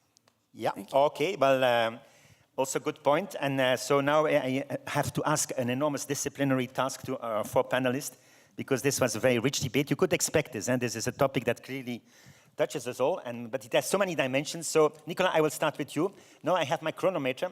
You have 1 minute to take away points, and let's look at the future. I think let's look at what next. I think we have a lot of good ideas that we cannot be doomed. So what is the things you would say is challenging for the next phase? Absolutely. I think the comments that were made are great in all different directions. Yeah. I feel that they're more on the defensive side, and I feel many emotions. So what I want to conclude with, because I'm preoccupied with those 40% of the world population that are extremely poor, I'm preoccupied with inequality, I'm preoccupied with sustainability, climate change, and many other issues, that if we look at them in a negative or defensive side, we will not going to resolve them. Therefore, the platform that I presented to you, it's open for everyone, can be used for free, and it looks at positive solutions, at entrepreneurial solutions where people in an ecosystem work together to find the solution. So this is how I want to in a modest but pragmatic way. Look at the world at the positive side and try to find solutions. Thank you. Patrick, the same. Impossible task, but 2-3 pointers for the future in the same way. Yes, optimism is a moral duty, and I would like to say that I'm very hopeful.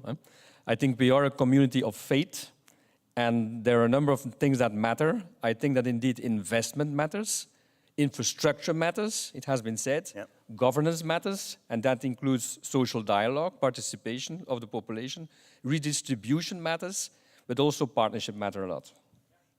Okay, very clear. Thank you. Even less than a minute. Perfect. Madame. Okay, so for me, I'll also try to be very short, but I want to come back to sort of the purpose of this debate, which I really hope that everybody, takes away. We're not the rule makers for all 55 countries of Africa. I completely acknowledge that Africa has really many countries, and each of them are highly complex societies. They do share commonalities, especially when we talk about business and entrepreneurship. And for that reason, sometimes we can, bundle it together when we discuss it. But I think, we simplified quite a lot of things just to get through many points, which are really salient points that must be addressed. But the goal, I hope, for all of you is that you go back with something that's inspiring for you, which you can, within your own ecosystem, create change, find a solution, and do something which can benefit. But I think definitely, whether you're European or African, finding a way to work, whether it's within Africa or here in Europe, without, patronizing or finding, I don't know, if you need to find your calling in life, don't think Africa is your calling. This is really what I really, really expect you to all take home. Africa is not your calling to save. However, the world needs change. And if you can find some way within your ecosystem to drive change, that would be amazing. So I hope you do. Yeah. Carl. Final point, I would like to come back to the value chains in agriculture and in manufacturing and everything. This is very important. This is a solution to what I try to convince my African friends with. But they do not want to participate in value change. I recommend them to participate in value change. No, but Carol, this is very beautiful. We understand that's what you want us to be part of a partnership with European, with more modern enterprises and so on. But that modern enterprise is going to pick my ideas and my customers and so on. Okay, the place I recommend strongly that SMEs in Africa, industrial SMEs, start to participate in a global value chain. And there they are going to learn the craft of doing international business. And I foresee at a certain moment in time that partners in that international value chain, they will become, because important naturally is of course, who is the initiator of the value chain. He earns the most of the money. When you learn the job as a partner, as a partner in the value chain, after some time you are going to have an idea in Africa. The entrepreneur will have an idea. He's going to look for partners in Europe, in South America, and so on and so on. But you have to first start to participate in the value chain. And afterwards, Africa has the chance to really to direct such a value chain and make a lot of money over there. Okay, thank you. And create a lot of great jobs. Thousands and thousands of jobs, yeah. Okay, we come at the end of this meeting. I really would like to thank the panelists and the audience. I will also be very short. I was expected to do a story at the end, but it's no longer time. Maybe as a moderator also, and a person working on these issues, just 3 points, 4 points. I think it was a refreshing debate because often you have this kind of talk in a very polarized way and with a lot of, no, we don't want this, the private sector is the enemy, etc., etc. I don't feel this here. We had very rich input from our African friends. So what are my 3 points? Entrepreneurship, the title of this workshop, Entrepreneurship in Africa, it's there, it's moving, it's dynamic. It's led by young people, also a lot of women, there's a lot of potential there. So let's connect with it. That's one message. 2, Africa, Europe, We have seen it. Very complex, very loaded by history, but there are opportunities as both sides try to change. It's not easy, and get rid of all these prejudices and other approaches which are not fit for the world of today. 3, if we want entrepreneurship to be a force of change and creating all kinds of benefits, principles of engagements are key. Locally driven, local solutions, local expertise. A lot of things have been said. Principles of engagement, which are also relevant for the Europeans. 4th point, maybe, that I want to say, there are a lot of paradigm shifts that are needed. So if this will not happen, if we don't move from aid to something else, if you don't adopt the investment-driven paradigm, the whole of society, the opinions of people about how they see Africa. So there are a lot of big changes that are needed, almost as a prerequisite to move forward structurally. But in the meantime, we can move, and that's the last point that I wanted to make. If you also want to move, some structural elephants in the room are important, and you mentioned them. We will not solve them today, but who at the end benefits? The many different opinions were expressed. Who drives all this? That's the question of agency. Who initiates things? Who drives it forward? What sequence? Where you start? These are not simple issues, but I think human rights, let's not forget them, because we need this kind of complex approaches while combining it with very practical solutions in the field. So again, thank you very much. I'm sure the reception is waiting for all of you after 2 hours and 36 minutes of debate.